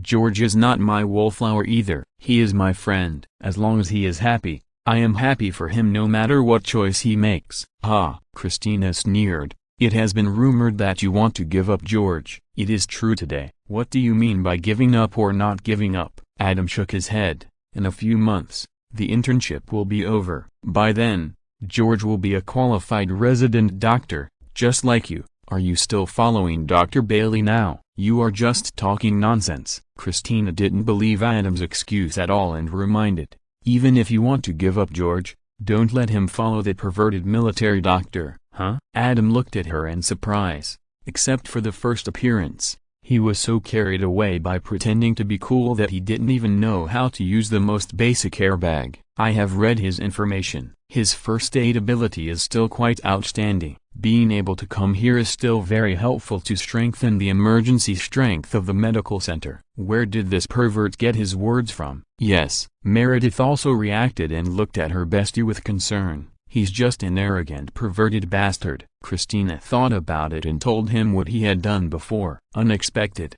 but reasonable. Adam's eyes turned cold. He talks nicely, but he's not a good person. I thought I had overestimated him as much as possible, but I found that I still overestimated him. Are you going to drive him away? Christina's eyes were excited. What nonsense. Adam shook his head. Although he does have a perverted fetish of being addicted to women like you, he just came and hasn't made any mistakes. I'm not the director or the dean. How can I drive him away? So, how are you going to drive him away? Christina asked. We should learn his first aid skills, Adam said without comment. Then we should innovate and learn from each other, so that he will have better skills and the motivation to return to the battlefield and fight for the country. I understand. Christina nodded. Just let him help the hospital train first aid knowledge for free to improve the overall first aid level, and then let him go wherever he should go. Pay him, Adam corrected. Since you don't like him, why don't you change him? Meredith said speechlessly. Who should I change? Not Adam, Christina asked directly. It doesn't matter who comes. You don't think he is a special case, do you? Meredith was speechless and said unhappily. Then don't use the military doctor. Adam, you come by yourself. No time. Adam spread his hands and said, I have a lot of things to do. Wait for Carter and the others to come out, and then let Carter and the others train the others. George brought him here, Christina reminded. Everyone looked over and saw George, who was unconscious, walking over with a smiling military doctor carrying a plate. Adam, Meredith, Christina, this is Dr. Hunter, the new director of the emergency room. I don't need to introduce him, do I? George smiled and said, Dr. Hunter, this is Dr. Duncan, Dr. Gray, and Dr. Yang. I've heard a lot about you. The military doctor looked at Adam and said, I came here last time and had a quick meeting. I was deeply impressed. I only learned about Dr. Duncan's fame in China afterwards. I have been abroad for a long time and I was really ignorant of him before. If you have this time, you must be comforting local women. How can you have time to pay attention to the explosive medical news in China? Christina mocked. After all, everyone loves the free soldiers. The military doctor's smile froze, but it was hard to explain, because once he explained, he had to talk about what he had done before. And even he himself often thought of this matter and felt extremely embarrassed. Not to mention that if others knew about it, how would they look at him at that time? Anyway, it would not be a normal perspective. I remembered that I have something to do in the emergency room. See you in the afternoon. The military doctor could only force an excuse, glanced at Christina, and left the cafeteria. Christina, Dr. Hunter is a very nice person. Don't be so sarcastic. George couldn't stand it anymore and felt sorry for the military doctor who left in a hurry. TSK, you're just hugging his thigh and starting to lick him? Christina mocked. What are you talking about? George looked at Adam guiltily and muttered. He is a military doctor who fights for the country and deserves our minimum respect. Moreover, he has good medical skills and is a very nice person. We are all colleagues. A very nice person, Christina sneered. He won't praise you,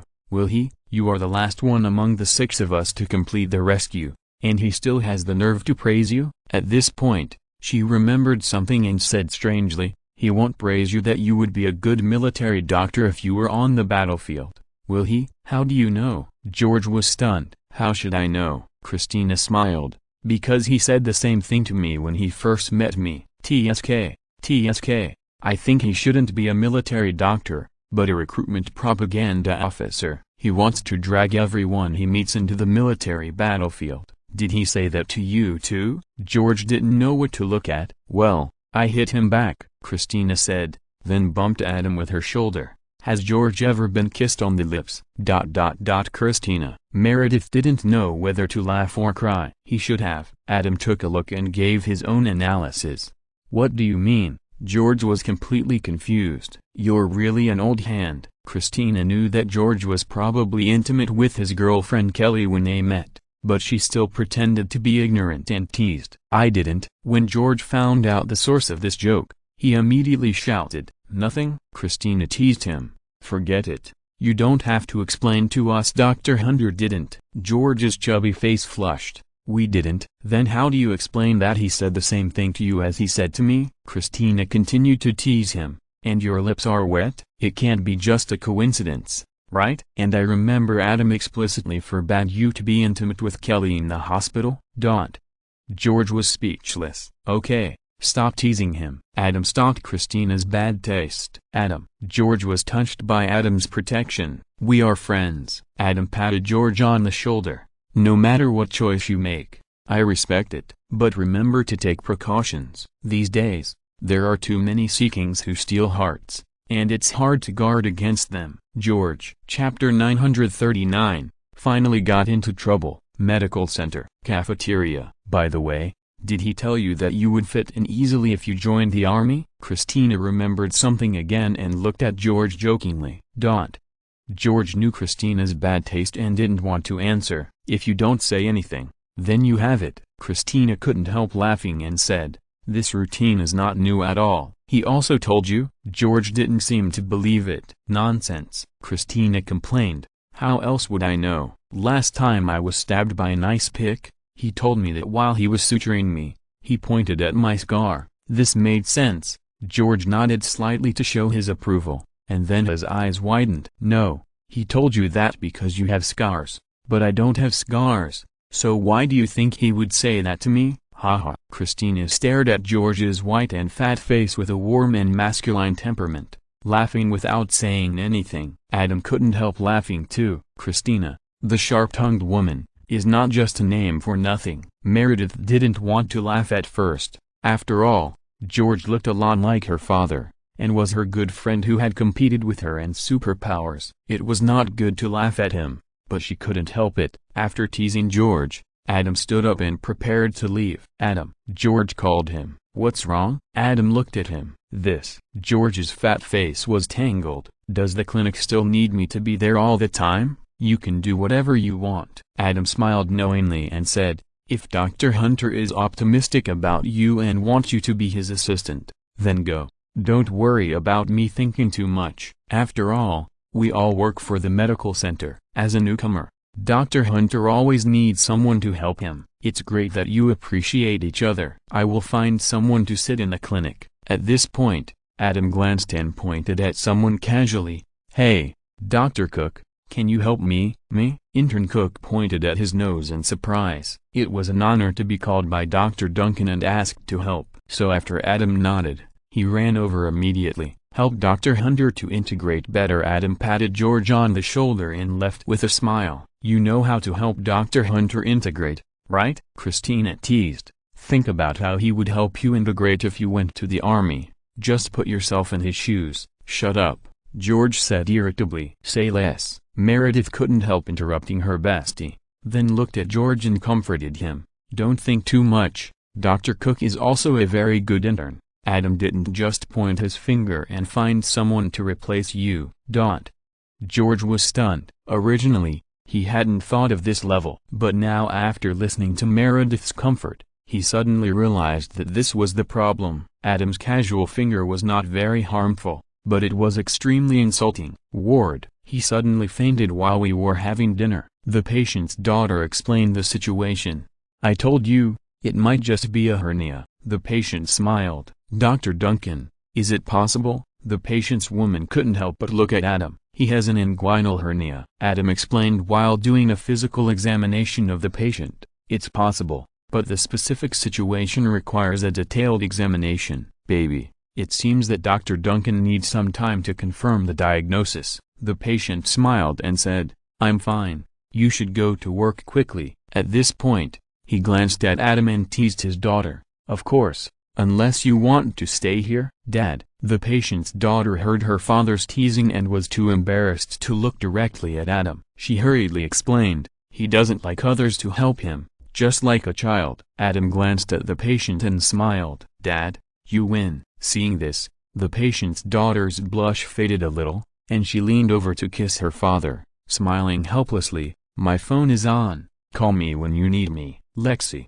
who was standing aside, couldn't help but glance at Adam. Adam remained calm. He knew what she meant. In the world of American TV series, when relatives kiss each other goodbye, they mostly kiss on the cheek. Kissing on the lips is usually between parents and very young children. The patient's daughter is in her 20s and has already started working. This is a bit eye-catching, but Adam is not surprised. This is the world of American TV series after all. There are many more exaggerated than this. Here is an example. In the world of American TV series, there is a father and daughter who are so close that the daughter's biological mother can't stand it. She thinks that her daughter has taken her husband's love and committed suicide by cutting her wrists when her daughter was 2 years old. When the daughter was in high school, the father had a girlfriend and was engaged. As a result, when the daughter came back for the summer vacation, the prospective stepmother was shocked by the unreserved way of getting along between the father and daughter. She endured it again and again, but finally couldn't help it and committed suicide by cutting her wrists. Compared with these examples, this scene is really nothing. At least Adam, who is very intuitive, didn't see any problem in it. After the daughter left, Adam looked at the patient, waiting for his explanation. I can't hide it from you. The patient smiled bitterly. I have colorectal cancer. 5 polyps were removed in 3 years. I also had radiotherapy. I didn't let my daughter know, and I hope you don't tell it either. So that's it. Adam understood. Your dad is always your dad. The dad in my daughter's mouth never wanted help, just because he felt sorry for her and didn't want to trouble her. You should tell her about this kind of thing. Lexi couldn't help but say, no. The patient looked at Lexi, who was the same age as her daughter, and smiled gently. She lost her mother when she was young. I couldn't bear her to bear more. Over the years, she has been well taken care of by me. If there are spiders in the apartment, I will help her deal with them. I originally thought that I could hand her over to her husband smoothly. Even if I died, she would still have someone to rely on, help her drive away insects, so that she would no longer be afraid, worry-free, and live a happy life. But who would have thought that my death would be so soon? And she met a bastard. The door was pushed open. The military doctor stood here awkwardly. Do you know each other? Adam laughed. Haha. The patient sneered. I am that bastard. The military doctor smiled bitterly and laughed at himself in response to Adam's teasing, Lexi's disgust and the patient's hatred. Then he greeted the patient who was looking at him with a sneer. Hi, Michael. I transferred here to work, and when I saw you coming, I thought of coming over to say hello. Wait until she leaves before saying hello? The patient Michael sneered. Is this how you deal with old things? Are you still a man? You should have told her about the cancer, Michael. The military doctor may really have the talent of a media worker in the American TV series world. As always, he didn't want to face it, but just avoided it and changed the subject, reminding him sincerely, you are not qualified to talk to me about her. The patient Michael was angry. When you unilaterally canceled the engagement, you were not qualified. Not to mention that you did it in such a shameless and cowardly way by sending an email. You sent an email to cancel the engagement. Adam couldn't help but speak, looking at the military doctor with a look of speechlessness, and then seeing that the patient was emotional, he reminded, Dr. Hunter, please leave. Chapter 940 Mark, thank you, Medical Center. Ward. Anything else? Adam saw the soldier doctor looking at him, and he looked back seriously. I need to treat the patient now. If you have anything, please email me. The soldier doctor could only retreat. Haha. Seeing this, the patient laughed heartily, and then waited until the soldier doctor left. The smile faded and he sighed. Dr. Gray, take Mr. Grint to do a corpse scan. Adam ordered. Thank you, Dr. Duncan. The patient Mr. Grint thanked sincerely. Adam smiled and nodded, and left. He knew that the patient was not thanking him for arranging treatment, but thanking him for mocking the soldier doctor for being good at sending emails. After walking out of the ward, just after passing the corner of the corridor, a person was standing there. With Adam's keenness, he naturally noticed it in advance, so he walked past him without looking away. Dr. Duncan. The figure finally couldn't help but speak. Dr. Hunter, is there anything? Adam stopped and looked at him. Things are not what you think. The soldier doctor tried to explain. No need to explain to me. Adam waved his hand and said, I understand this. I have a friend who is just like you. On his girlfriend's birthday, he called his girlfriend and broke up with her. As a result, all of his girlfriend's friends were in her apartment and arranged a surprise party in advance. When the call was made, his girlfriend hadn't come back yet, and the breakup message he left on the phone rang in the ears of all of his girlfriend's relatives and friends who were squatting in the dark. When the phone message ended, his girlfriend, the ex-girlfriend, just opened the door and came back, and those relatives and friends who were squatting in the dark could only express awkward surprise. He is much more excessive than you. At least you didn't send the email on her birthday, nor did you send it to a group, right? No. The military doctor didn't know what to say. Is this making friends out of nothing? If so, that's good. That's good. Adam nodded, then clapped his hands and said in surprise, no, you and Miss Grint are engaged, right? Then you are the same. My friend is just a boyfriend and girlfriend. It hasn't reached your stage yet. I have to say, buddy, your behavior is really unkind. But you don't have to explain to me. If you are really worried about what other people in the hospital think of you, you can just write down the whole story and send a group email. Tilda. The military doctor turned and left. Will this email ever end? He really didn't want to explain to Adam.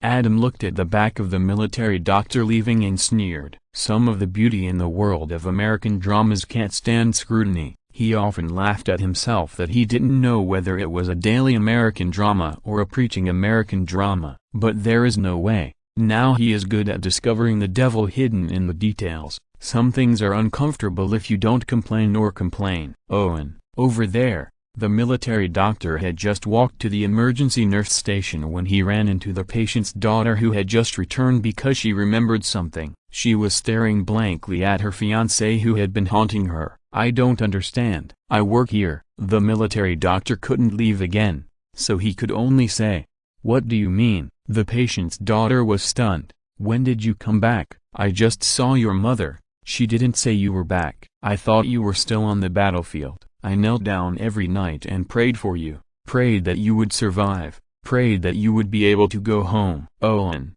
you're back. At this point, the patient's daughter, with tears in her eyes, could no longer control herself and hugged the military doctor, crying and laughing. The military doctor didn't know what to say, but when he saw Christina standing there watching the fun, he couldn't help but forcefully pry open the hands of his ex-fiancée in his arms and turned away. It is estimated that the email was intercepted and deleted by her father again. The patient's daughter, who didn't know that she was broken off by the email, stared blankly at the figure of her very strange fiancé leaving, especially when he touched her neck, as if he was hurt by her strangling her. It stung her eyes and made her cry. In the past, she had done countless actions that were more strenuous than this. The strong fiancé was always relaxed and doting, but now she was just reunited after a long separation, and she was surprised and hugged him tightly unconsciously. Why did he do this? Scumbag. Christina cursed. She thought it was over, but she overestimated the integrity and tricky actions of the military doctor. Why did you come here to explain to me? Christina looked at the military doctor, who came over in shock.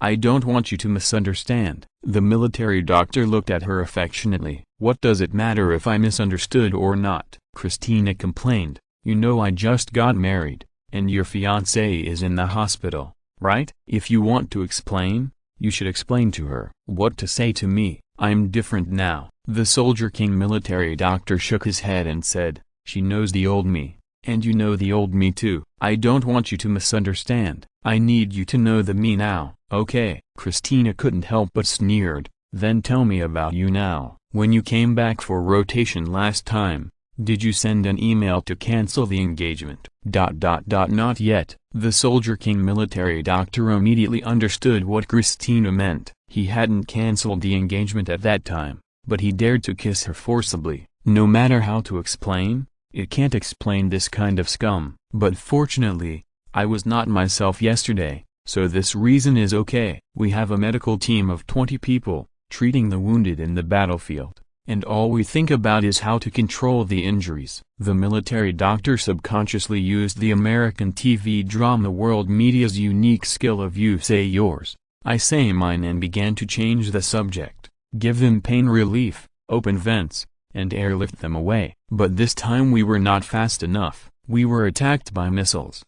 19 people died. Only I survived. But I was also dismissed. So I am no longer the person I used to be. So, Christina was not fooled, and grasped the key point. What does this have to do with your email to break off the engagement, and your perverted behavior of daring to hug other women and kiss them before the breakup? The military doctor felt that he was too difficult. In the past, no matter how he changed the subject, others would be obedient. Now, at the medical center, why is it completely different? It seems not. Christina sneered. You should go to the psychiatric department. This is not the first time you were incoherent. After saying that, she turned and left without even looking at him. Woman. At this time, a white coat came to his side and watched Christina's departure with him. The military doctor turned his head and looked over. Mark Sloan. The white coat stretched out his hand to him and smiled. Director of Plastic Surgery at the medical center. Owen Hunter. The military doctor looked at him and saw the sincerity and acceptance in his eyes that he had never seen in this hospital. He stretched out his hand and shook hands with him. The new director of the emergency room. I know you. Mark smiled sincerely. Welcome to Dr. Hunter. At this point, he couldn't help but cover the military doctor's hand with his other hand, shook it with both hands, and shook it.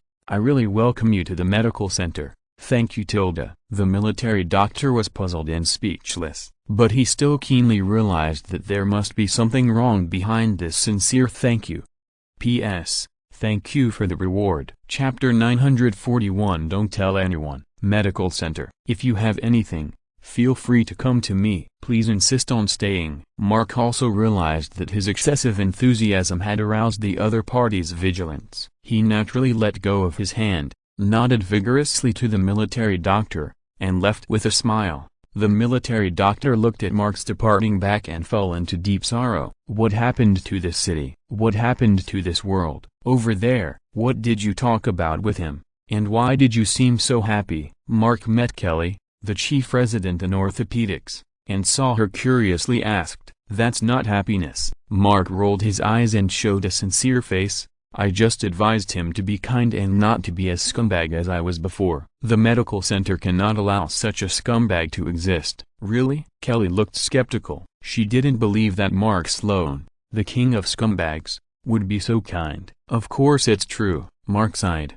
I've changed a lot since those things happened. Have you heard of any scumbag behavior from me recently? No. So, I'm really repentant. I also hope that Dr. Hunter will repent. By the way, you know about his email to cancel the engagement, right? I just heard about it. Kelly's eyes suddenly fixed. I didn't expect him to be that kind of person. That's right. Mark shook his head and said, that was his fiancée, a good wife and mother who knelt on the ground every night and prayed for him to return safely. But he didn't even notify her. When he came back, he directly canceled the engagement with an email. That's too much. As a woman, Kelly felt very hateful when she put herself in his shoes. Did you know that he kissed Yang forcibly and was slapped in the face by her? Mark rolled his eyes and asked tentatively. What? Kelly was shocked. There is such a thing? When did it happen? Because it involved Christina's reputation. Even if Christina and Adam told them, Adam and others would not spread it, but she couldn't resist the advice of her best friend Meredith,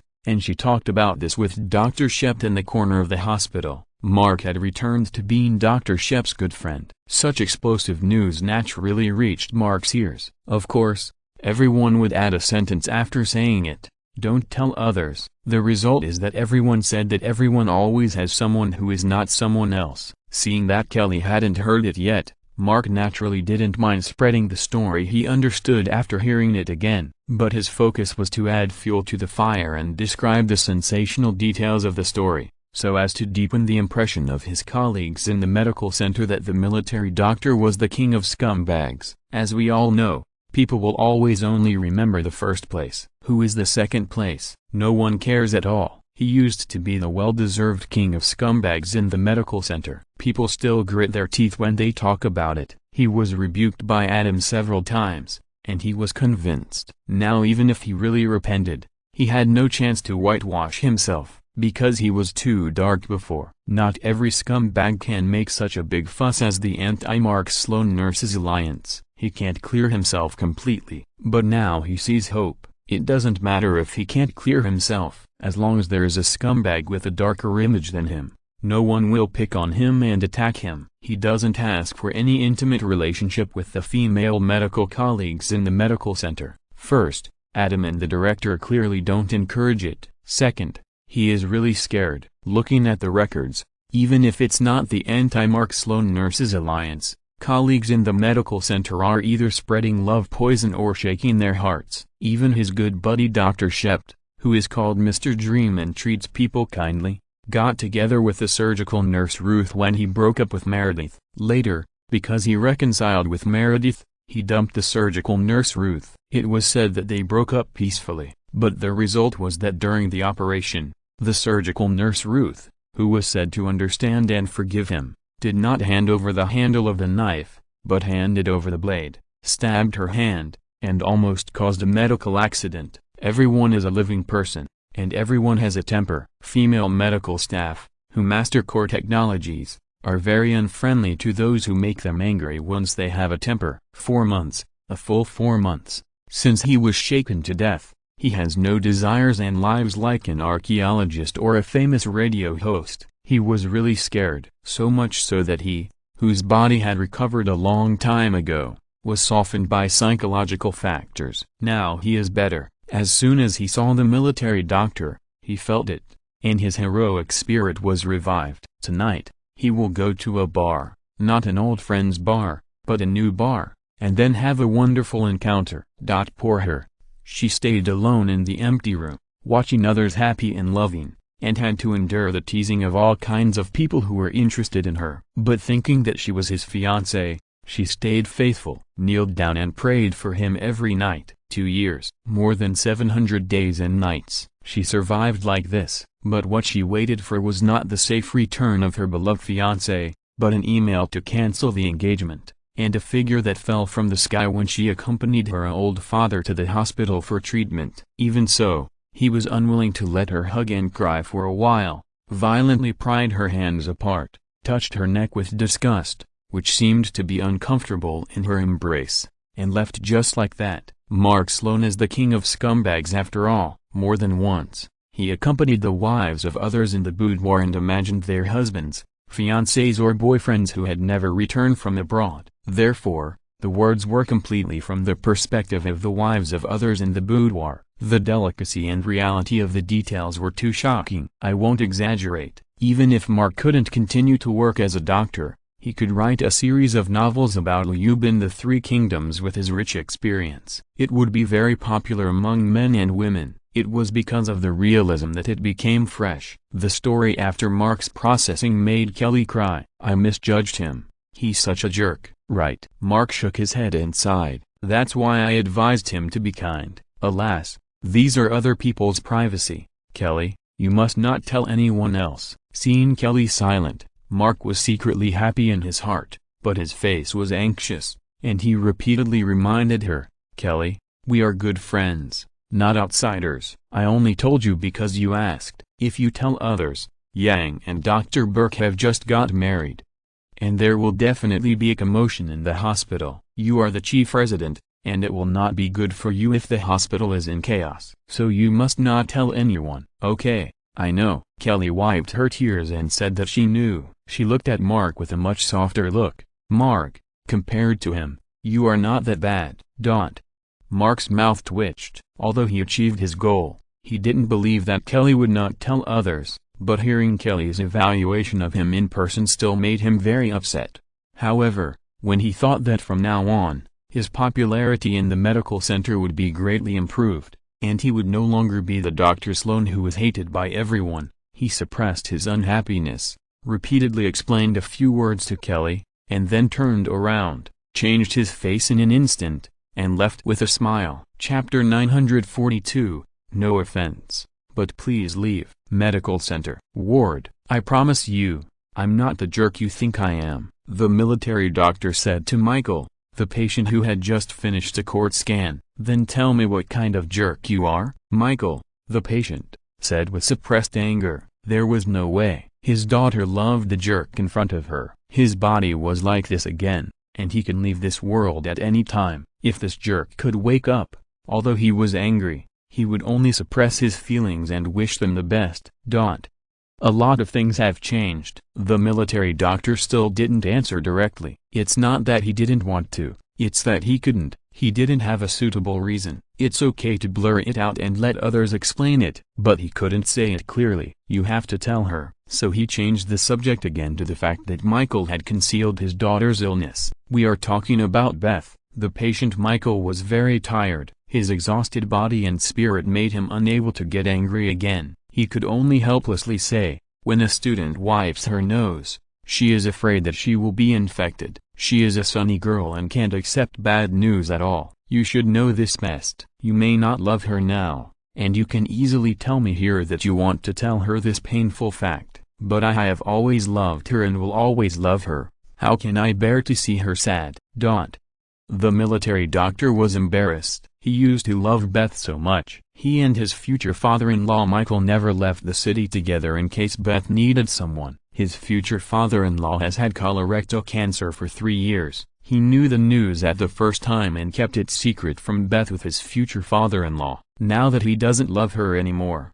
his mentality is immediately different. It's okay if he doesn't think about it, but how can he not be embarrassed when his former future father-in-law points it out? Okay. The soldier doctor didn't look at the former future father-in-law, and said with some shame and anger, she will know in the end. Puff. The patient Michael spat out a mouthful of blood when he saw his daughter loving such a bastard. What's the situation? Lexi, who was standing outside and being pulled by Beth to ask about her condition, heard the noise and rushed in immediately. Seeing this scene, her eyes shrank. Call Dr. Duncan and book an operating room. The soldier doctor wiped the mouth of the former future father-in-law who vomited blood. Owen, seeing her father like this, Beth called out in panic, this is a complication and requires surgery. The soldier doctor didn't even look at her, and simply said one sentence, and then pushed Michael's ward out. Adam came soon, outside the operating room. Adam quickly checked,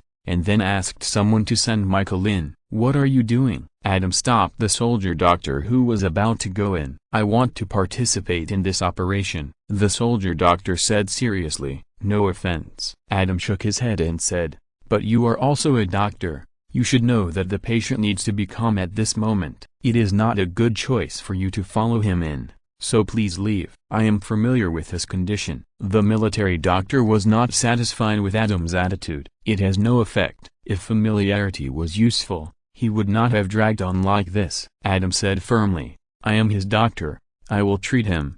Please don't waste my time. After that, he turned and walked towards the operating room. When he reached the door, Adam paused and turned back. Also, stay away from my patient. I don't want to see sudden complications and blood spurting again. The military doctor stood outside the operating room in a daze, and didn't dare to follow him in. Owen, Beth, the daughter of the patient Michael, also followed and shouted at him sadly. At this time, she needed his embrace and comfort so much. He will be fine. I will inform you of the latest situation in time. The military doctor did not look at her. You go to the family waiting area and wait first. After that, he left. Beth was left crying. In the operating room, Dr. Duncan, do you think Mr. Grint was mad at Dr. Hunter? Lexi couldn't help asking. Whether it's true or not, you should pay attention and don't let him get close to Mr. Grint again, Adam said while performing the operation. I know. Lexi nodded heavily. The nurses in the operating room looked at each other and showed expressions of expectedness. Dr. Hunter, George was Kelly's boyfriend. He had learned the story of the military doctor and Christina from Adam before. Now he heard more explosive inside details from his girlfriend, and he couldn't sit still anymore. He came over, wanting to say something but stopping. He didn't believe that Dr. Hunter was such a person, but the details were too real and delicate, and he wanted an answer. George, the military doctor looked at him tiredly. After getting the story that was now circulating from George, he couldn't bear it anymore and took George to find Beth. He wanted to tell his story in front of George. Owen. Beth, who was sitting in the family waiting area, saw the military doctor coming over, and a glimmer of hope and joy flashed in her eyes. The operation is in progress. Part of the intestine is necrotic. As we expected, Dr. Duncan is now removing the diseased part. There will be more than an hour before the operation is over. The military doctor introduced the situation first, but Beth only had eyes for him and could not hear what he said at all. "This is not like you at all." Beth looked at him. "Not like you at all. You have become very hard-working. I know it's not easy to work here. I also heard that some people came back. I don't beg you to return to normal life as soon as you come back, but we are separated by 2 places and only rely on emails. This shouldn't be the case between us. I have the right to know what happened to you."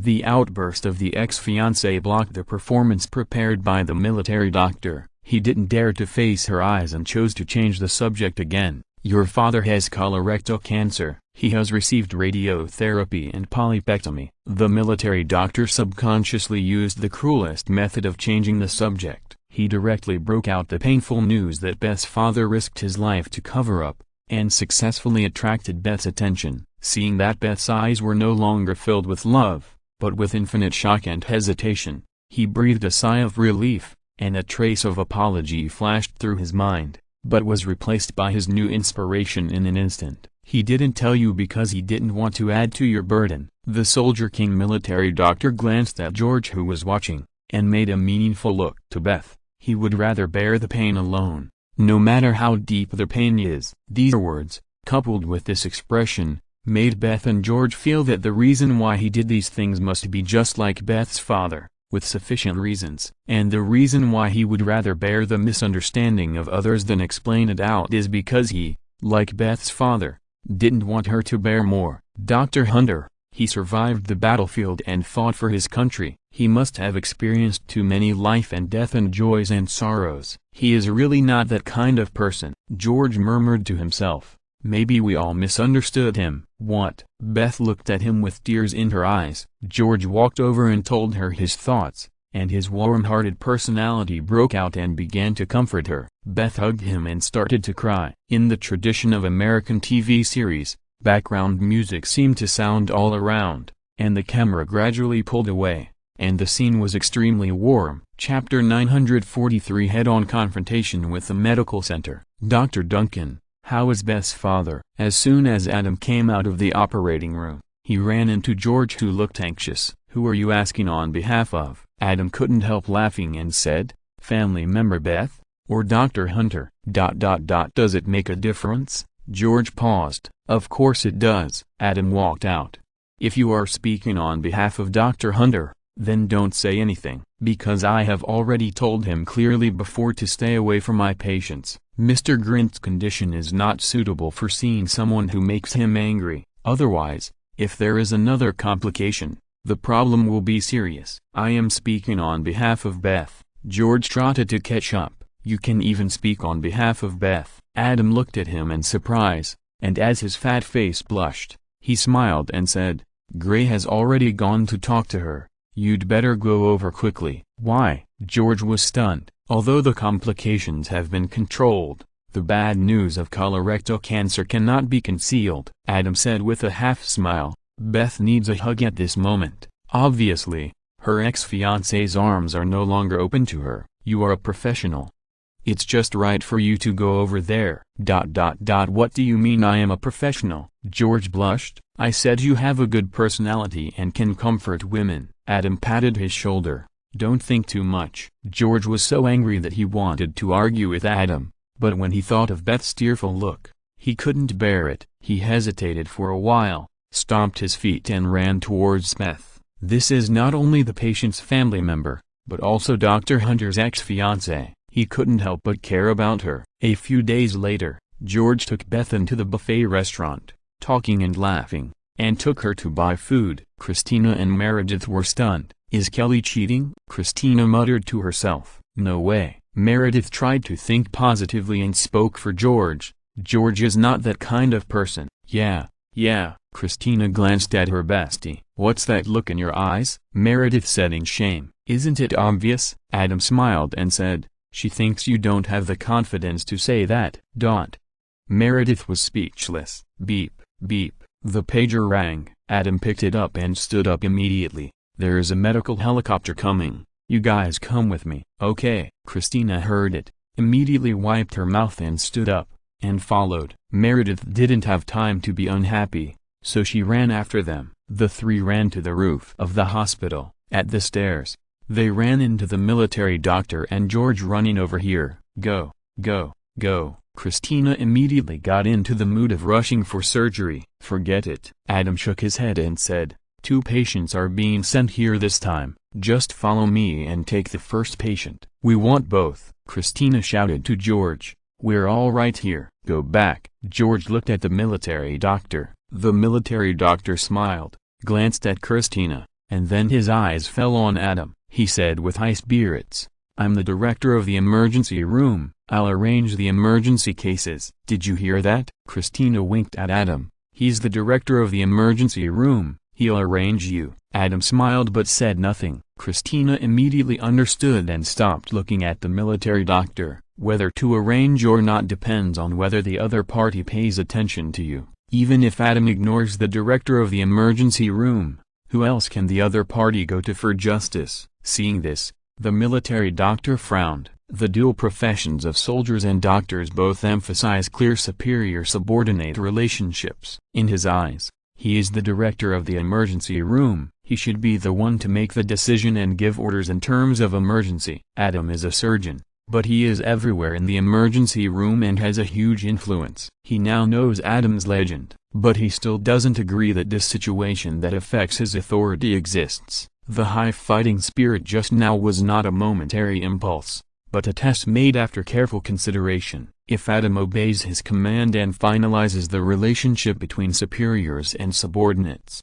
then everything will be fine. If he doesn't, then he must respond and initiate a battle for authority. Otherwise, if there is no clear relationship between superiors and subordinates, it will cause management chaos and endanger the life safety of patients. As for him being a newcomer and Adam being a legend here, he will definitely not win. He doesn't think so. First of all, he is a warrior and it is impossible for him to admit defeat without showing his sword. Secondly, he is not without a chance of winning. Didn't you see that the interns under Adam are now following him eagerly? If Adam is really that powerful, how could George O'Malley abandon Adam and follow him because of a few words from him? It shows that there is also a widespread undercurrent of disapproval of Adam in the hospital. These people used to be hard to say because of Adam's reputation, but now that he is here, as long as he shows that he can fight against Adam, these people will all be his supporters. At least they are his shy supporters,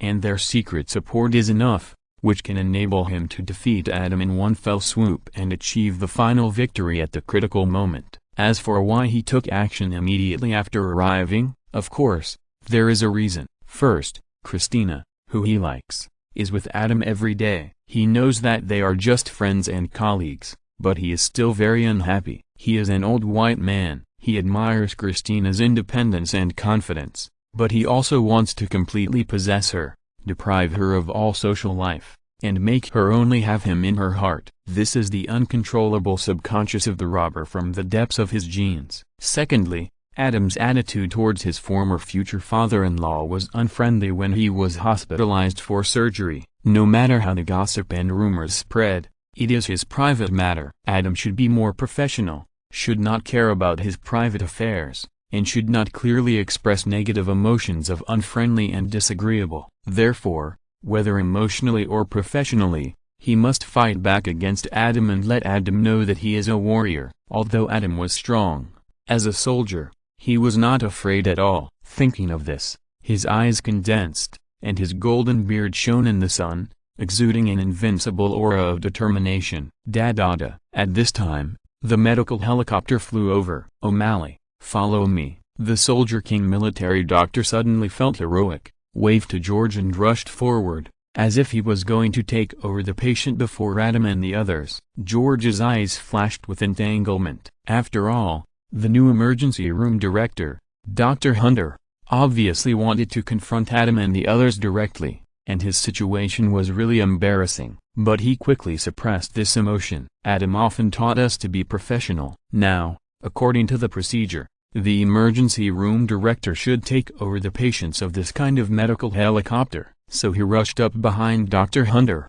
which was very professional, and there was nothing wrong with it. And emotionally, he felt that he and Dr. Hunter resonated. He admired the soldiers. He was also a doctor, and Dr. Hunter praised him for his talent as a military doctor. Besides, there was Beth. After countless thoughts flashed through his mind, he rushed forward resolutely. But then he realized something was wrong. Where was Dr. Hunter? Didn't he say he would follow? George subconsciously stopped his feet and looked back. He saw Dr. Hunter, who asked him to follow, standing there motionless. If you're listening to this novel on a channel other than Fanfic World, it means they downloaded and uploaded it without effort. We cordially invite you to visit our channel, Mundo Fanfic Novelist. There you'll find the original version of this story, and you can explore many other novels of various genres. We are waiting for you to immerse yourself in a world of incredible novels. Chapter 944, Loud Slap at Medical Center. On the roof of the building, the medical helicopter landed with a clattering sound. Adam rushed up with Christina and Meredith. George made a cool running pose,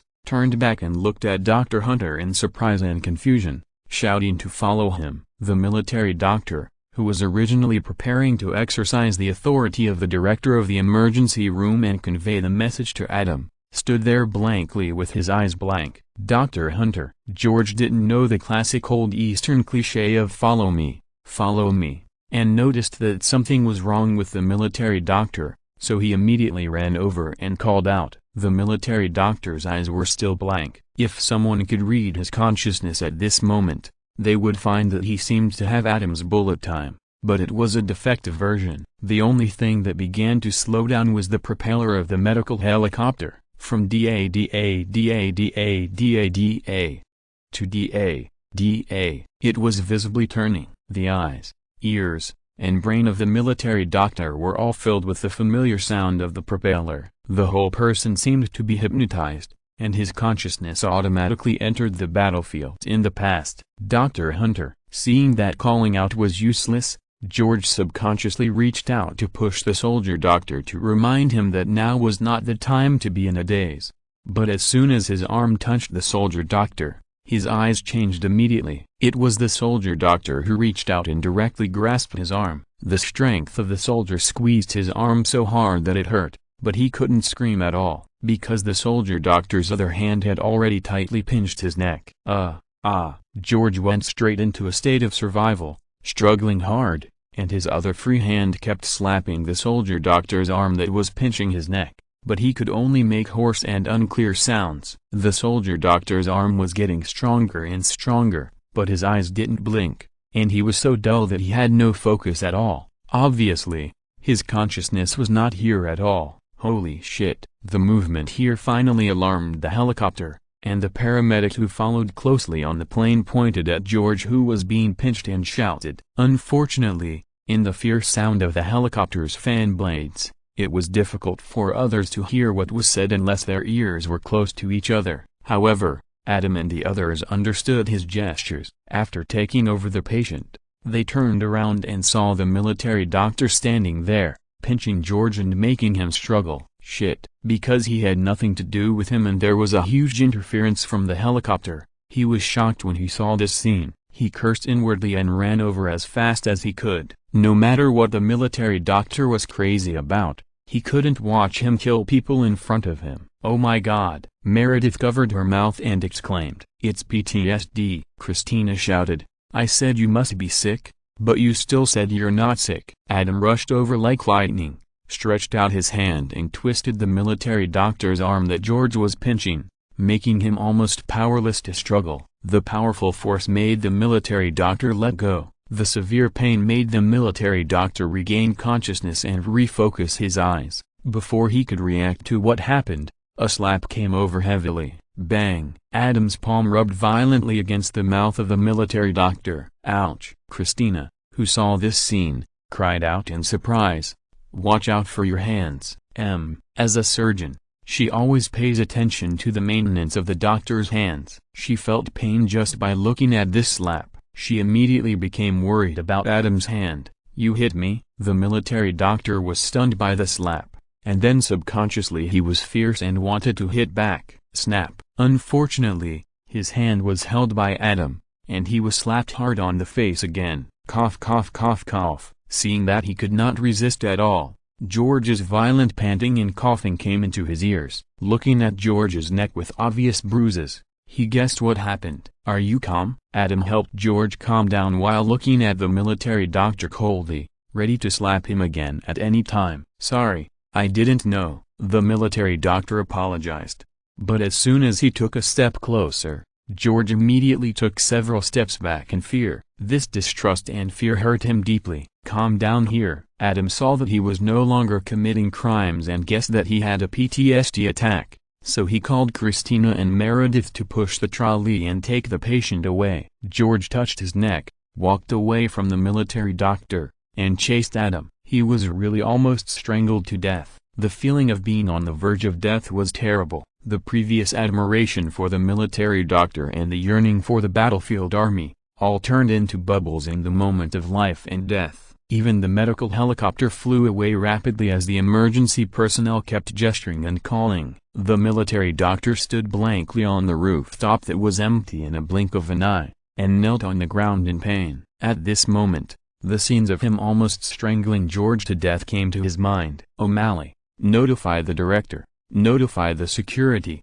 control Dr. Hunter first, and then call a psychiatrist for diagnosis," Adam instructed George while rescuing the patient. Although the military doctor seemed to be awakened by his beating just now, who knows when he will re-enter the dangerous state of unconsciousness. George was in his hands, and he had no power to fight back. He was almost strangled to death. God knows, if it happened to someone else, it would be the same. Adam was in the operating room at that time, and he would not be there in time. Therefore, the best thing to do was to let the security guard take him away and let the psychiatrist diagnose him. "Yes," George shouted. "I said he was sick," Christina muttered beside him. "He still wanted to lie to me and said he was not. He had such obvious PTSD self-abuse tendencies before. He really took me for a fool." "Don't worry about him. He will naturally be handled by the security and the director," Adam interrupted. "Can you handle the patient in your hand?"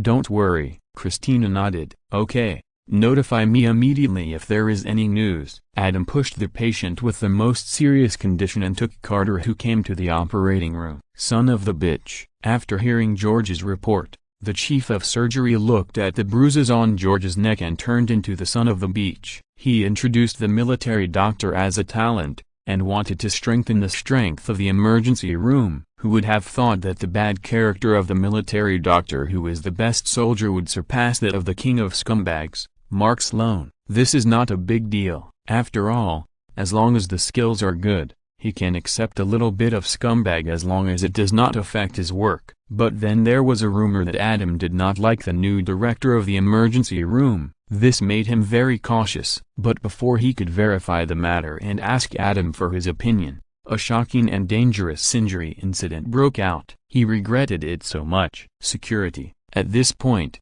the director of surgery regretted it for a while, and decisively called the captain of the security team, asking him to leave the team in person, meet him, and go to the rooftop. In any case, it will not be wrong to control the dangerous and uncontrollable factors first. This is a hospital. There are psychiatrists and psychologists who will help this military doctor who is the best soldier to figure out his mental state. Chapter 945. I don't want Duncan, I want Hunter. Medical Center. Psychiatric Department. Two people sat opposite each other. "So, how do you feel?" The psychiatrist in a white coat took the medical record and read it again and again, then looked up at the opposite side and smiled professionally. "Not very good." The military doctor sitting opposite him looked at the handcuffs that fixed him to the seat and smiled bitterly. "Is it necessary to do this? I am already awake." "Are you sure?" The psychiatrist smiled and asked in the Socratic questioning method that lawyers like to use the most. The military doctor was speechless. He is also a doctor,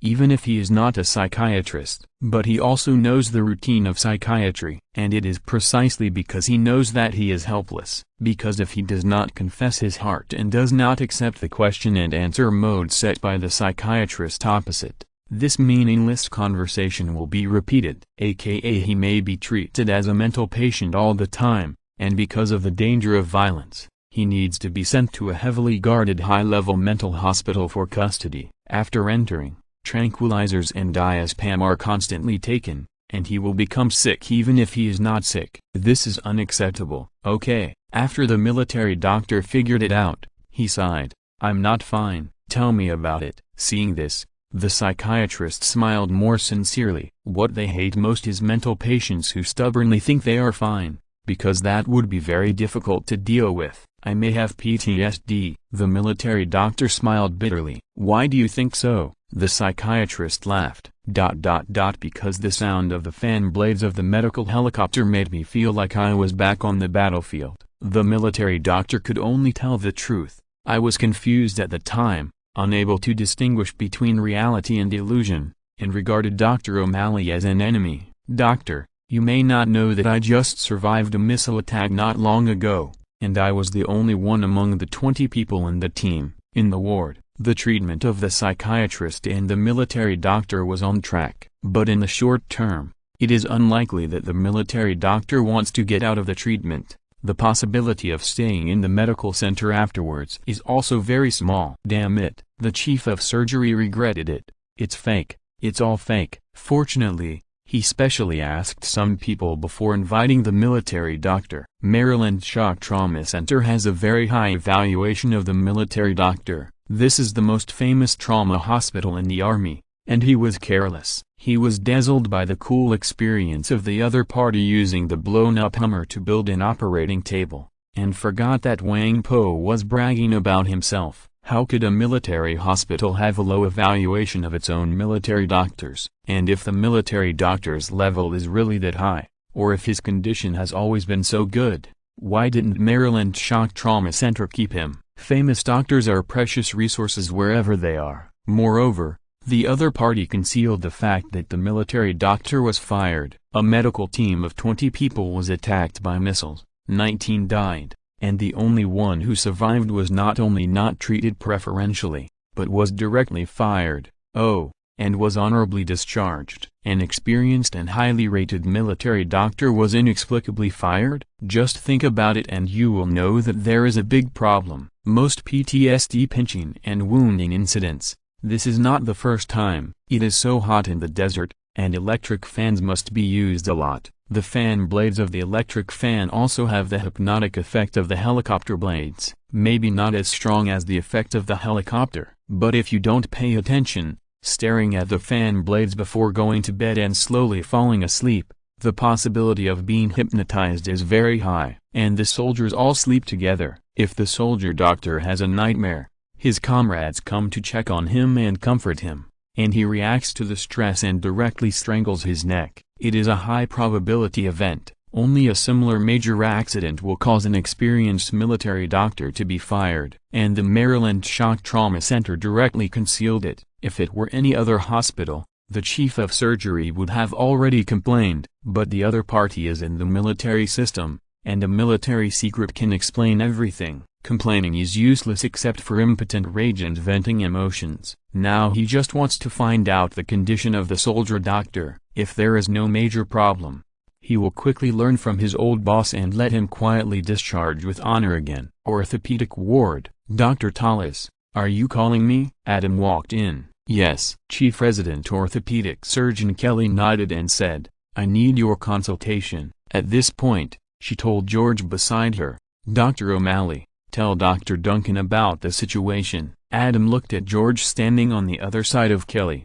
George was a little embarrassed. That's right, although he was not strangled to death. The idea of following the military doctor was strangled to death.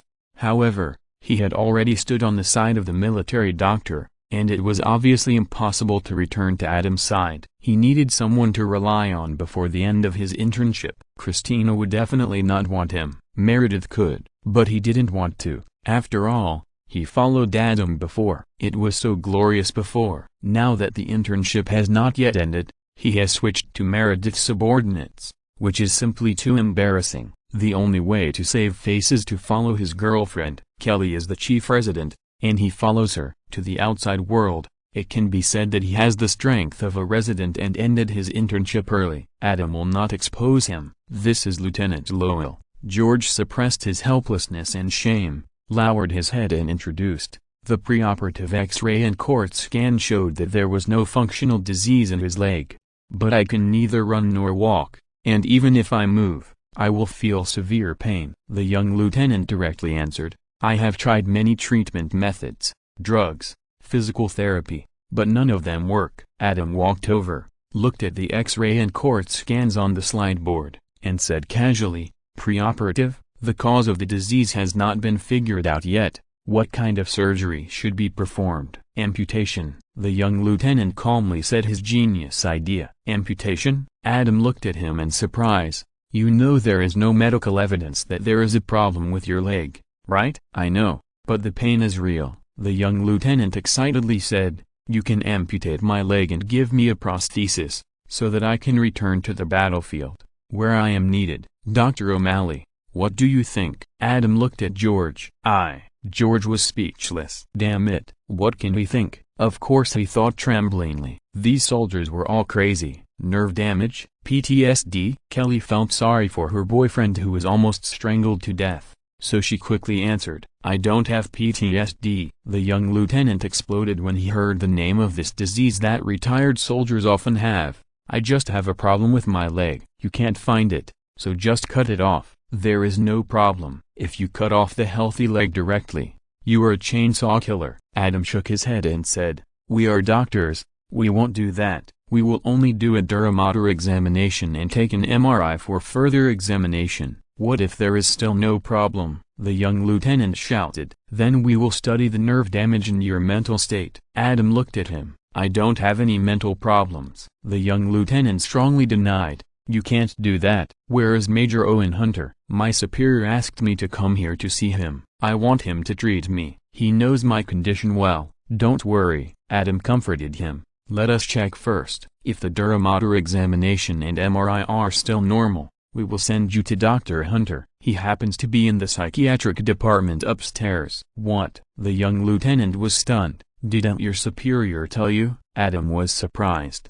Dr. Hunter also has PTSD and is receiving treatment now. The young lieutenant. Chapter 946. It's on fire. Medical center. Orthopedic ward. How could this happen? The young lieutenant was dumbfounded. My superiors told me that Major Hunter is a very tough guy. How could he? Good swimmers drown in water. Adam pointed at George and said, if you don't believe me, look at his neck. It was pinched by Dr. Hunter who had a PTSD attack. If it wasn't stopped in time, the consequences would be disastrous. The young lieutenant immediately looked at George. Under Adam's gaze, George could only raise his neck, revealing serious bruises. By the way, Dr. Hunter never said that he had PTSD problems. Adam reminded, I'm different from him. The young lieutenant was silent for a while. His eyes became firm again. I will dedicate my whole life to the battlefield. The battlefield needs soldiers with below-knee amputations? Adam asked in surprise.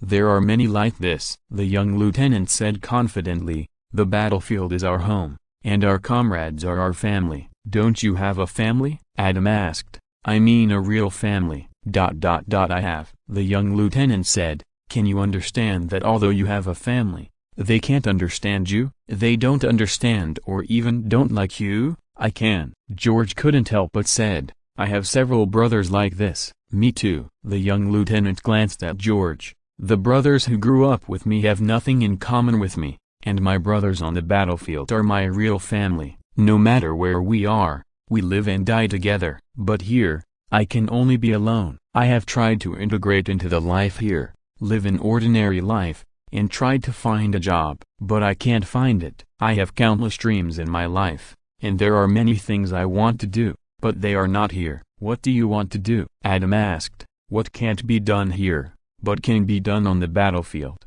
besides killing? Name one. The young lieutenant, We are not killing. At least we are not killing for the sake of killing. We are fighting for the country. In addition to the so-called fighting for the country? Adam asked. Didn't you say you have countless dreams? A lot of things to do. What else? The most important things in life are career and love. Career is the so-called fighting for the country. So many other things must also be related to love. You can't do it here, but you can do it on the battlefield. Why? No. The young lieutenant was speechless. It's not love. What is it? Adam asked. It can't be that you said that you have countless dreams to realize on the battlefield, but it's just an exaggerated sentence. In fact, there is only one fighting for the country. Isn't that enough? The young lieutenant said reluctantly. If the cause of the pain in your leg cannot be found, even if it is amputated, there is no guarantee that it can be cured. Kelly saw that the atmosphere was not right and quickly said, but it is possible. The young lieutenant interrupted. The prosthesis is different from the real leg. Kelly continued to persuade. It will only feel like a 5-pound metal, and it will still hurt. And what if the army doesn't want you after the amputation? No. The young lieutenant shook his head. Are you saying there's no possibility? Kelly interrupted. Are you willing to take the risk? You're asking for your leg to be cut off. Do you think I don't know? The young lieutenant said irritably. Do you think I have to cut off my leg? No. I'm in hell now. Don't waste time trying to scare me. You can't scare me. After so much suffering, I'm fearless. I just want to ask, can you perform surgery on me? Kelly couldn't help but look at Adam. Sorry, before we determine the cause of the disease, we won't cut off your healthy leg just because you want to. Adam shook his head. If you are sure you don't want to accept our further examination, then you can go to another hospital, or go directly to the military-affiliated hospital. I believe there will be enough help for you. After saying that, he left. He doesn't indulge the other party. This lieutenant is only 19 years old. In the American TV world, everyone who reaches 21 years old is not considered a complete adult, and can't even drink alcohol. Now he wants to saw off his leg on impulse. What if he regrets it later? That would be a mess. In fact, if he wasn't afraid of trouble, he would be willing to help the other party.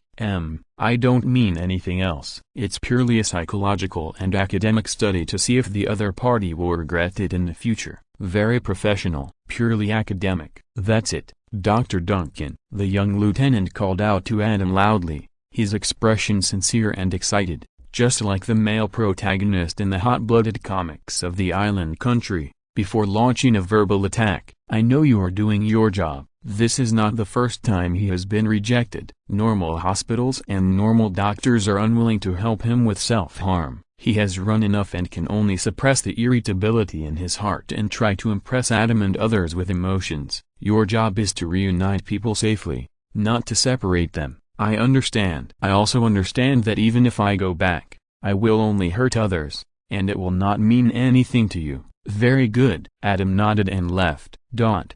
The young lieutenant looked at Adam, who had already walked out, and after a pause, he shouted again, Dr. Duncan. Anything else? Adam could only turn around and continue to look at him. Didn't you say you could understand? You also know that if you go back you will only hurt others. This behavior really doesn't make any sense to us. We are indeed hurting others, but we are also protecting more people at the same time. The young lieutenant was very annoyed that Adam did not follow his routine. If someone told you that you can't practice medicine, wouldn't you do everything possible to become a doctor again? That's different. Adam shook his head and said, Didn't you say it? We doctors are to reunite people safely, and you are just hurting others. You don't understand. The young lieutenant shouted. You don't understand. Adam interrupted. Listen to what you said. You also know that you are hurting others, and the reason why you would rather amputate your healthy leg and go to the battlefield. It's not because you really believe in fighting for the country, true brothers and true family. It's because you have no other strengths except killing. In a peaceful place, you can't even find a job, and you can't integrate into the life of normal people at all. This is the fundamental reason why you desperately want to go back. Guess who else has these problems? Those retired veterans. Guess what common diseases they have? PTSD. Even if what you said is right, what else can I do except go back? The young lieutenant said painfully. Here, I have nothing. First treat the disease, and then slowly integrate. Adam looked at him. You are only 19 years old, and your life has just begun. As long as you are willing to integrate, as long as you don't pursue unrealistic goals, what can't you integrate into? That's too difficult. The young lieutenant's eyes struggled, and then became firm. I would rather return to the battlefield, but the war will always end. Kelly couldn't help but say, what if you just had an amputation and the war is over? No. The young lieutenant smiled. Haven't you studied history? We have been fighting for more than 200 years since the founding of the country, and we have never stopped. Do you think it will end now? Will it end in the future? Kelly. Chapter 947, Dr. House Medical Center, where he was almost beaten to death. Orthopedic ward. The young lieutenant was very proud to tell Kelly about history, as if to say, I have studied the history of my country, at least the history of war, and I am good at math,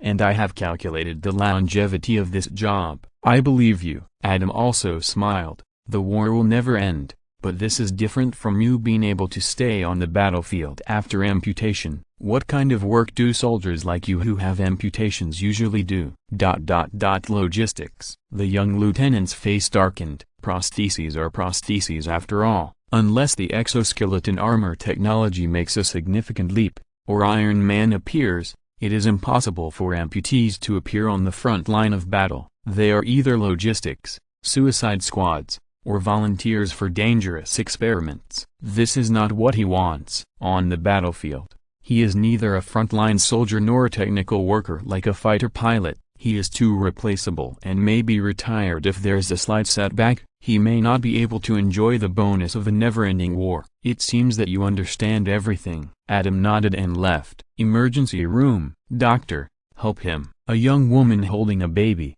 looking at a man lying on a gurney in pain and sweating, cried to Adam. Adam quickly checked and saw that the man's right foot was amputated and a prosthesis was installed. Now it was black, obviously infected, so he asked the nurse to relieve his pain first. Dr. Duncan. At this time, the young lieutenant came over and still wanted Adam to help him amputate his limb, but when he saw the man lying on the bed, he was stunned. Jude, do you know him? Adam asked while checking the infected wound. We are comrades. The young lieutenant walked quickly to the patient and held his hand. Jude had his right foot amputated last year because of a gunshot wound and the wound was infected. He had no choice but to retire. He is our old captain. After a rescue, Jude, who was injected with morphine, was no longer in pain. He looked at the young lieutenant and grinned. Jack, you retired too? That's great. We all came back alive. Haha. I didn't retire. The young lieutenant glanced at Adam and said,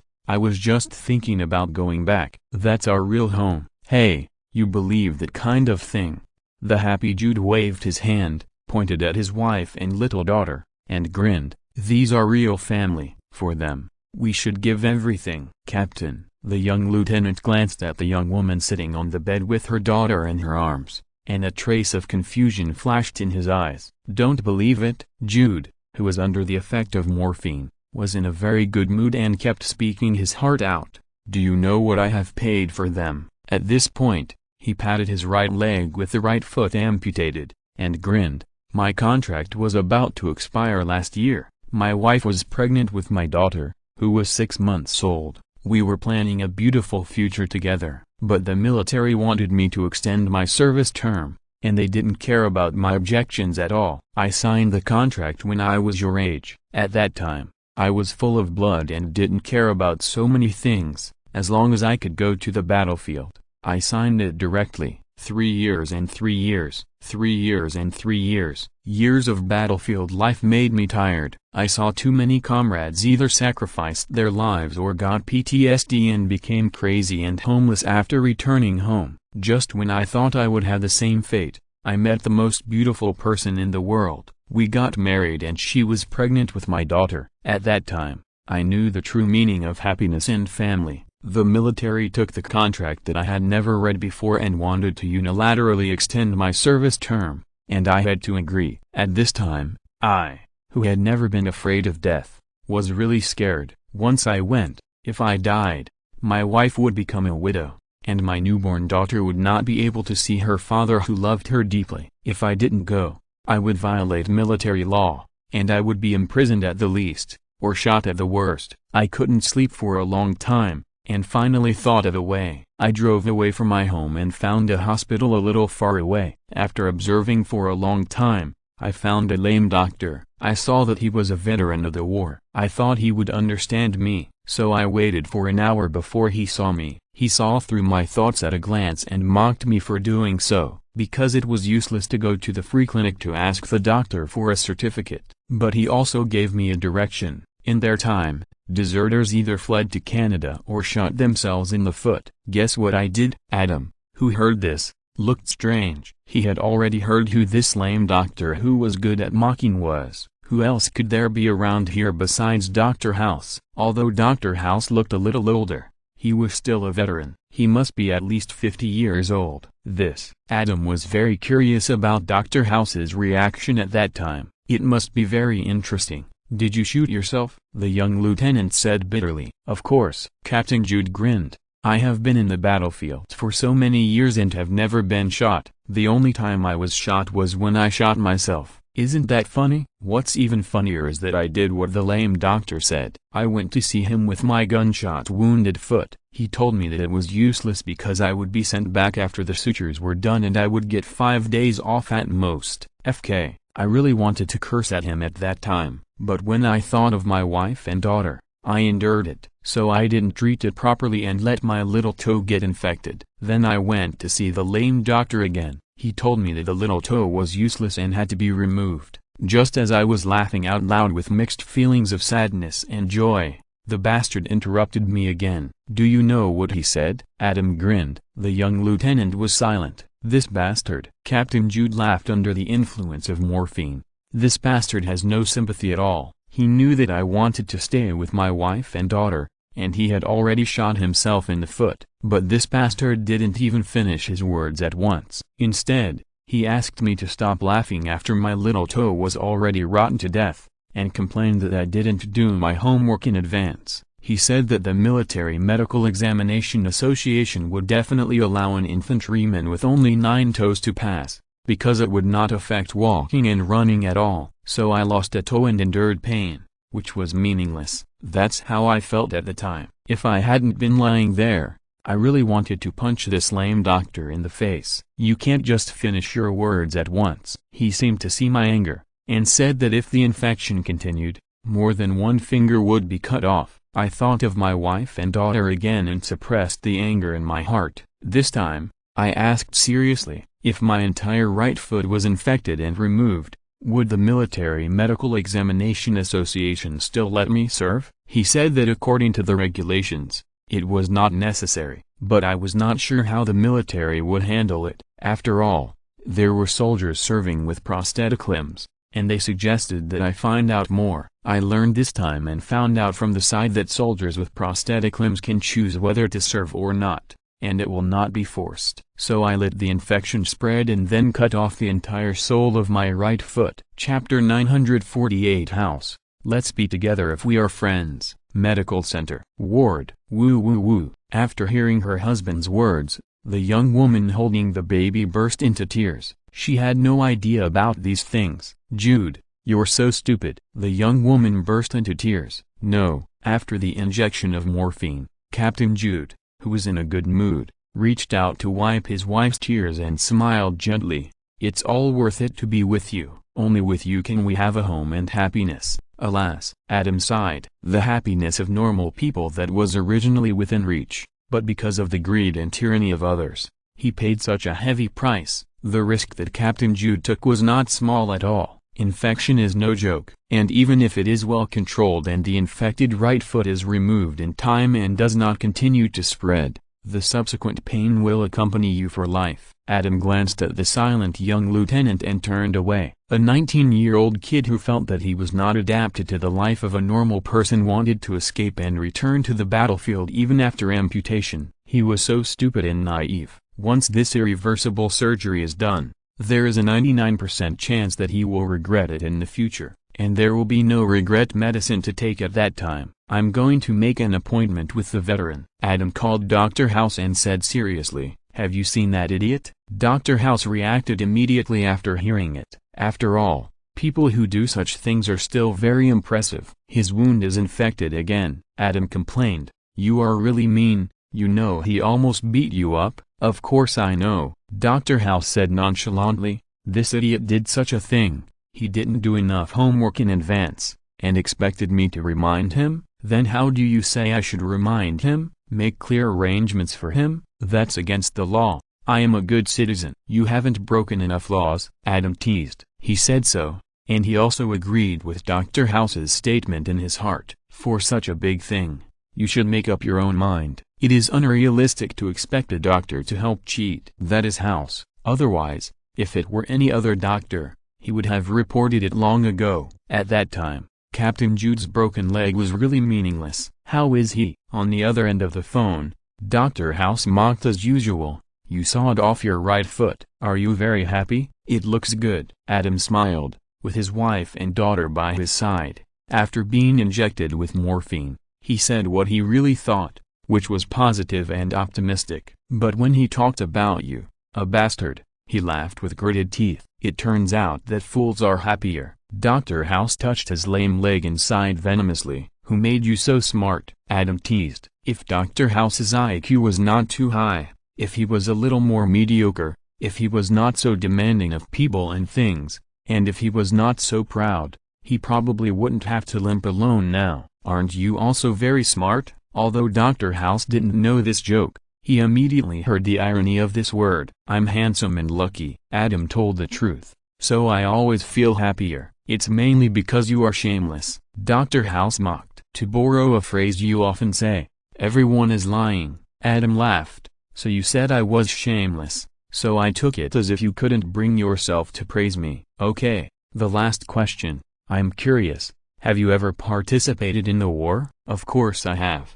Dr. House sneered. In fact, I fought from the beginning to the end. I am a real war veteran. From the beginning to the end. Not really. Adam laughed. But when it comes to your participation in the war, the timeline makes sense. When I first heard Captain Jude tell at a glance that you, a cripple, are a war veteran, I laughed out loud, thinking it was impossible. But after careful calculation, you are 46 years old this year, and it has been 25 years since the end of the war. If you joined later, based on the age of 17, you are fully qualified, and you are not the kind of person who ended up right after joining. At least you can participate in the war for 3 or 4 years. I remember your father, your adoptive father, is a soldier, and his position is not low. He is very strict with you and often persuades you physically. Did he convince you to join the army and inherit his career? Dr. House was silent for a moment, then said, of course he went through this persuasion process. But I'm not the fool who was passionate in his youth, but could only be dumbfounded when he grew up, shot himself, and allowed his right leg to be amputated due to infection. I knew he was not my biological father when I was 12 years old. Do you think I would listen to his persuasion at the rebellious age of 17? It's hard to say. No one knows what you were thinking at the time. Adam teased. Everyone has their stupid moments, and maybe you didn't see through the world as you do now. But I'm curious about who your real father is. When you see him one day, say thank you to him for me. Why? Dr. House mocked. Because you hate soldiers like them. So you should give a thumbs up and say thank you to my adoptive father who cheated on me and my biological father who gave birth to me with my mother. Well done. Of course not. Adam would naturally not admit this, and smiled. I just thank him for letting you exist. You are a legend in the medical field. No matter how much of a bastard you are, the medical field will always be more exciting with you. You are such a liar. Dr. House shook his head. Same here. Adam smiled. Tomorrow night there's a game. You, me, Wilson, together? Dr. House invited him. Forget it. Adam refused. I won't disturb your date. I knew you were lying. Dr. House complained. It's because of my honesty that I refused directly. Adam smiled. In front of Beauty and Medicine, you asked me to accompany you 2 old single dogs. You think of it. Would you be willing to do it if it were you? Dr. House was speechless, and then laughed dumbly. Sure enough, there was only one Wilson. Adam talked to him a few more times, then hung up the phone and looked at the young lieutenant who came over. Do you still want to amputate? I don't know. The young lieutenant was very entangled. Then think it over first. Adam didn't bother to pay more attention to him. The 19-year-old lieutenant was so keen on the battlefield, and his hands must have been stained with a lot of innocent blood, as long as he didn't look for him.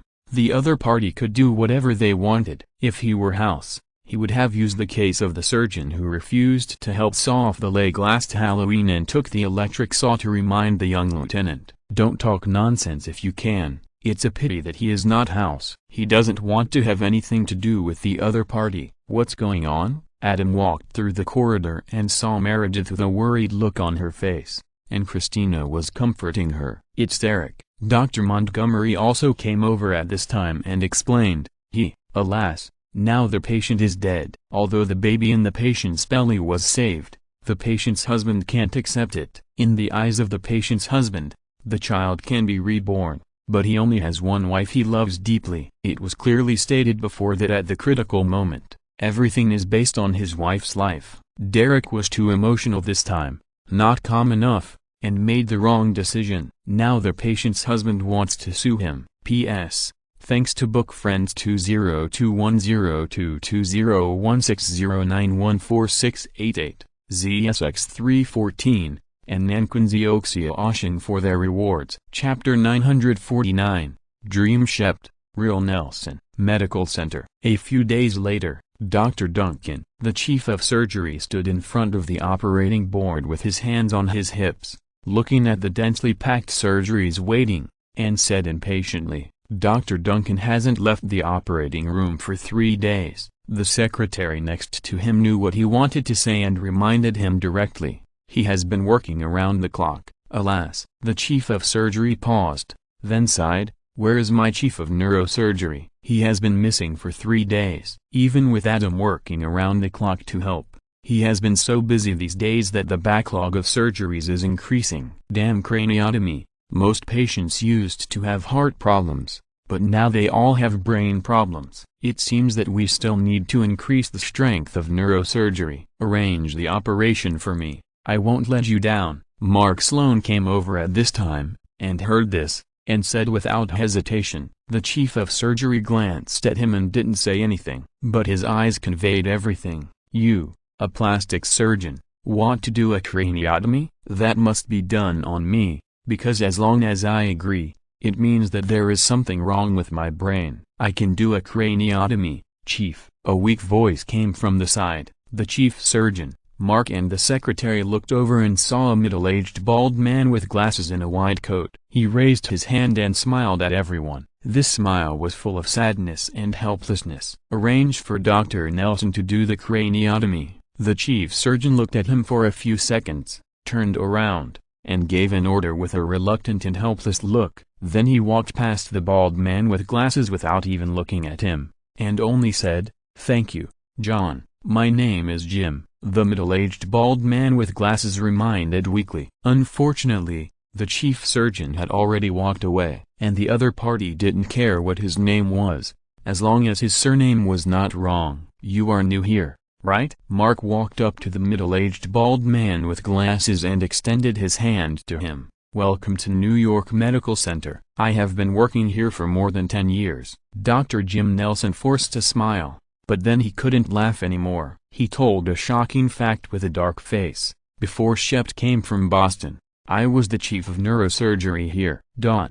Mark was embarrassed and said, I am Mark Sloan, from plastic surgery. I know, Dr. Nelson, the former chief of neurosurgery, said with a fake smile. We have met 3 times after that. He left. It is really uncomfortable to be ignored. Back then, he was also a well-known figure in New York Medical Center. The chief of neurosurgery, although not as good as Dr. Burke's chief of cardiothoracic surgery, was second only to him. He was the 3rd most famous figure in general surgery, but with the arrival of famous doctors such as Dr. Shept, Dr. Montgomery, and Mark Sloan, as well as the rise of star residents such as Adam, Meredith, and Christina, he was completely marginalized. These people have professional skills, good looks, and scandals. If there is one in a general hospital, he is an absolute star. But now they are all gathered at the New York Medical Center, just like filming a medical idol drama. Just like those handsome men and beautiful women in Days of Our Lives. Damn it, this is not normal at all. Real hospitals and real famous doctors are mostly normal people like him with unrestrained hairstyles and ordinary appearances.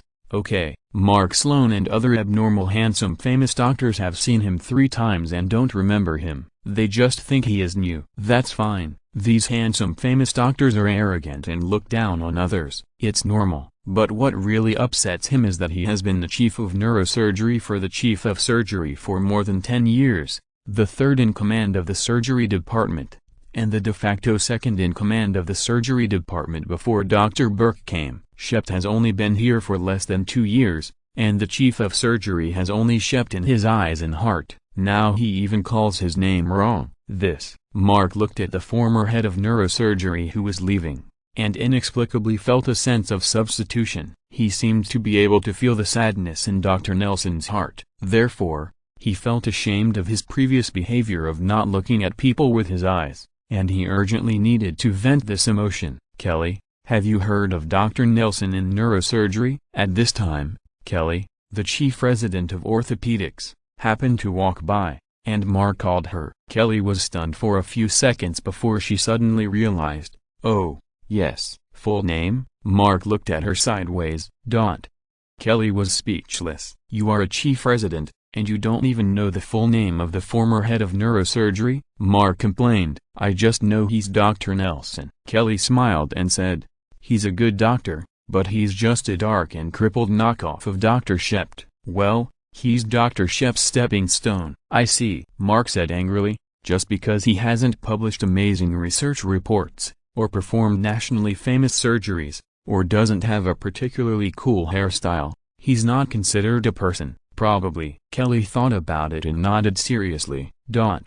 Mark was speechless. What's wrong with you? Kelly looked at him in surprise. You've been here for more than a year, but I never saw you care about him before. No. Did you know who he was before? Everyone has dignity, Mark said with a dark face. Maybe compared with Derek, Dr. Nelson is not particularly outstanding. He doesn't have handsome looks, perfect figure, cool hairstyle, and passionate and charming eyes. Even his professional skills are not as good as Derek, but we should give him enough respect, because compared with Adam, we are all Nelson. Respecting him is respecting ourselves. What's wrong with him? Kelly looked at Mark's back as he left angrily, very confused, and grabbed Dr. Bailey and asked, because he is a plastic surgeon, and he hasn't published any amazing clinical research articles, Dr. Bailey said slowly. Mentally, physically, I have suffered all kinds of setbacks, so I finally understand what Dr. Nelson feels. Huh? Kelly was stunned at first,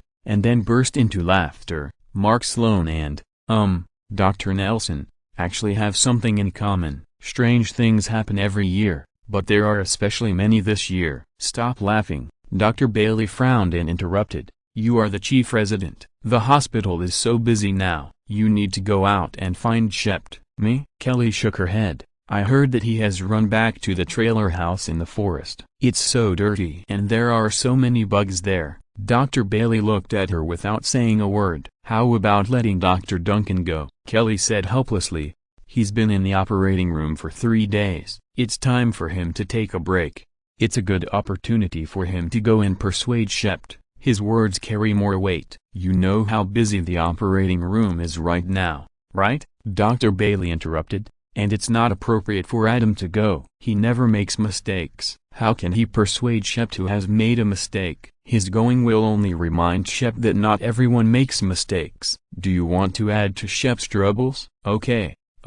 Kelly had no way of arguing with Dr. Bailey, so she could only agree. I'll go. Chapter 950. Kulabash Brothers Save Grandpa Mode. Medical Center. Operating Room. Adam, let me do the rest. Meredith saw that Adam had finished the most difficult and important part, so she suggested that she finish the rest, because in the past 3 days, Adam had been doing this with the little guy, Lexi, Carter, and Christina. Dr. Shept was not there, and the patients were pouring in like a tide, so one operation could take hours. If Adam didn't let go of the big things and give the little guys more opportunities to do the operations, even if Adam worked non-stop, How many operations could he do? Therefore, Adam would take one person first to complete the most difficult and dangerous part of the operation. Then he would hand it over to the little guy who Adam had tested and felt he could trust to complete the subsequent finishing. After that, he would go directly to the next operating room, where Carter and others had already prepared it, and they could start the operation as soon as they arrived. This saved time, and at one time there were as many as 5 operations being done at the same time. Adam could multitask, and while doing the operation, he could also remotely control the remaining finishing operations to ensure that there would be no problems with the operation to the greatest extent. In this way, even if there were problems, Adam could remedy them in time. The key is that the benefits of doing this are really huge. In these 3 days, his lifespan increased by 0.5, which is half a year. However, this kind of thing can only be done occasionally, because there are risks. Adam has done his best to control the risks. For example, now, Meredith made a suggestion, and Adam smiled and said, "Don't worry, it's not a good idea to keep busy like this. After this operation, I'm going to take a break." By the way, how is Dr. Shept?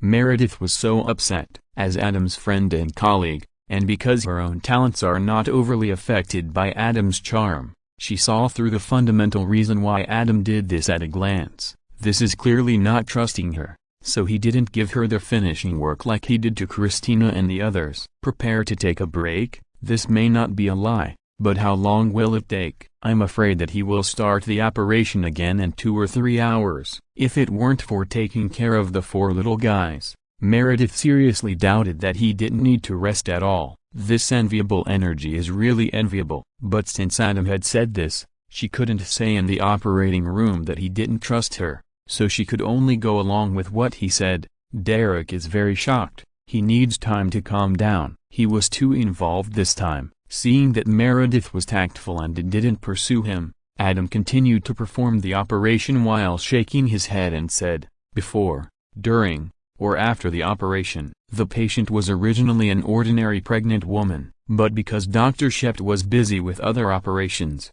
he made her wait for another day. She begged him not to let her wait for another day. Then Dr. Shept felt a little apologetic, and he started to take it seriously from the usual attitude of a doctor towards a patient. This concern resulted in one wrong step after another. Because he pitied the pregnant woman, after several operations, he wanted to let her rest before continuing the next major operation, so he kindly comforted her. As a result, the pregnant woman and her husband had an illusion that this was a routine operation and Dr. Shept would definitely be able to handle it. Doctors are human beings, not gods. The attitude of not being indifferent but keeping a distance is a bloody lesson. Absolute words must never be said by doctors, even if it is not a serious illness, or there is no problem at all.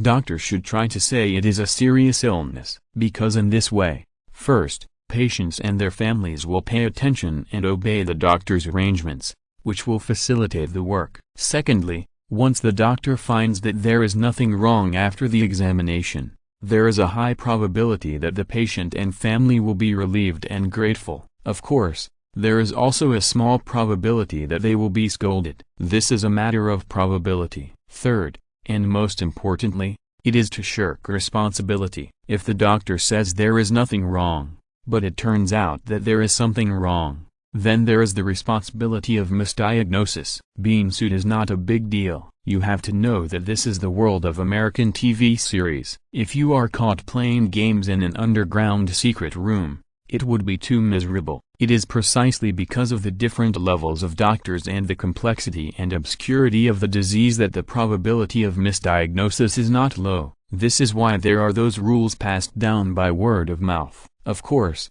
there are also bad things about this. Doctors and patients are afraid of both sides, and then they start to become more and more extreme, and doctors dare not tell the truth. The eclampsia found in this pregnant woman after several operations is no joke. When she has a brain aneurysm, just after she recovered, she suddenly fell ill again, and Dr. Shept sent her directly to the operating room. But this time, he couldn't handle it. Because he cared too much and wanted to save the pregnant woman's life, he was unwilling to let go, and almost removed the temporal lobe and frontal lobe of the pregnant woman's brain. Even if the pregnant woman's life was saved, most pregnant women with brain tissue death would lose all basic functions. Finally, the chief of surgery arrived and stopped him, and asked Dr. Montgomery to perform a cesarean section to save the fetus and declare the pregnant woman dead. The husband of the pregnant woman did not accept this result at all, because his psychological expectation was that the child's survival was an option,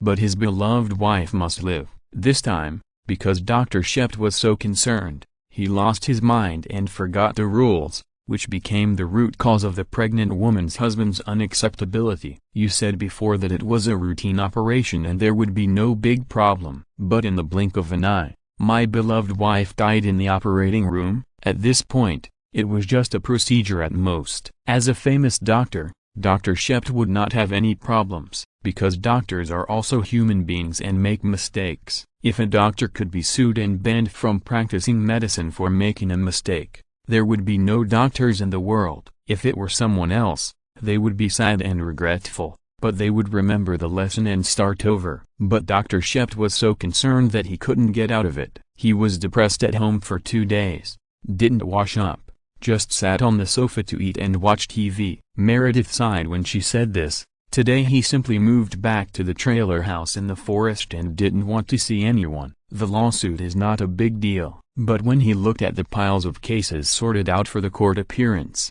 and the number of cases that were not saved was much higher than the number of cases that were saved, he was very disappointed. He only cared about how many people he killed, not how many people he saved. His mentality collapsed. Adam nodded. But don't worry.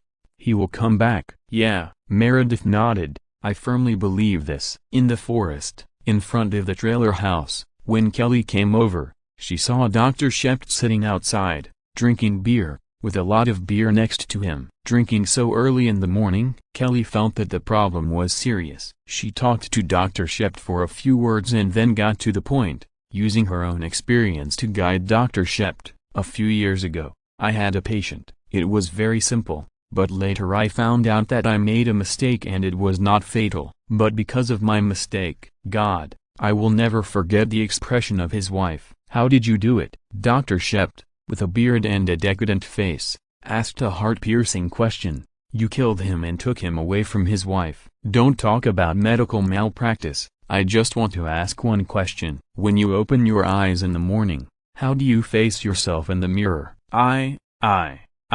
Kelly met Dr. Shept's eyes and couldn't speak. After a long time, she sighed and said, "Can I have a drink?" Dr. Shept handed her a can of beer. At the hospital, Dr. Bailey had been waiting for news. When there was no news in the afternoon, he slapped his forehead and complained, "Kelly Tallis, you are really useless." End of this chapter. Thank you very much for reaching the end. Don't forget to like. Looking for more exclusive content and immediate access? Subscribe to our Patreon. Remember, every like, subscription, or donation encourages us to continue. Thanks to everyone. See you in the next video.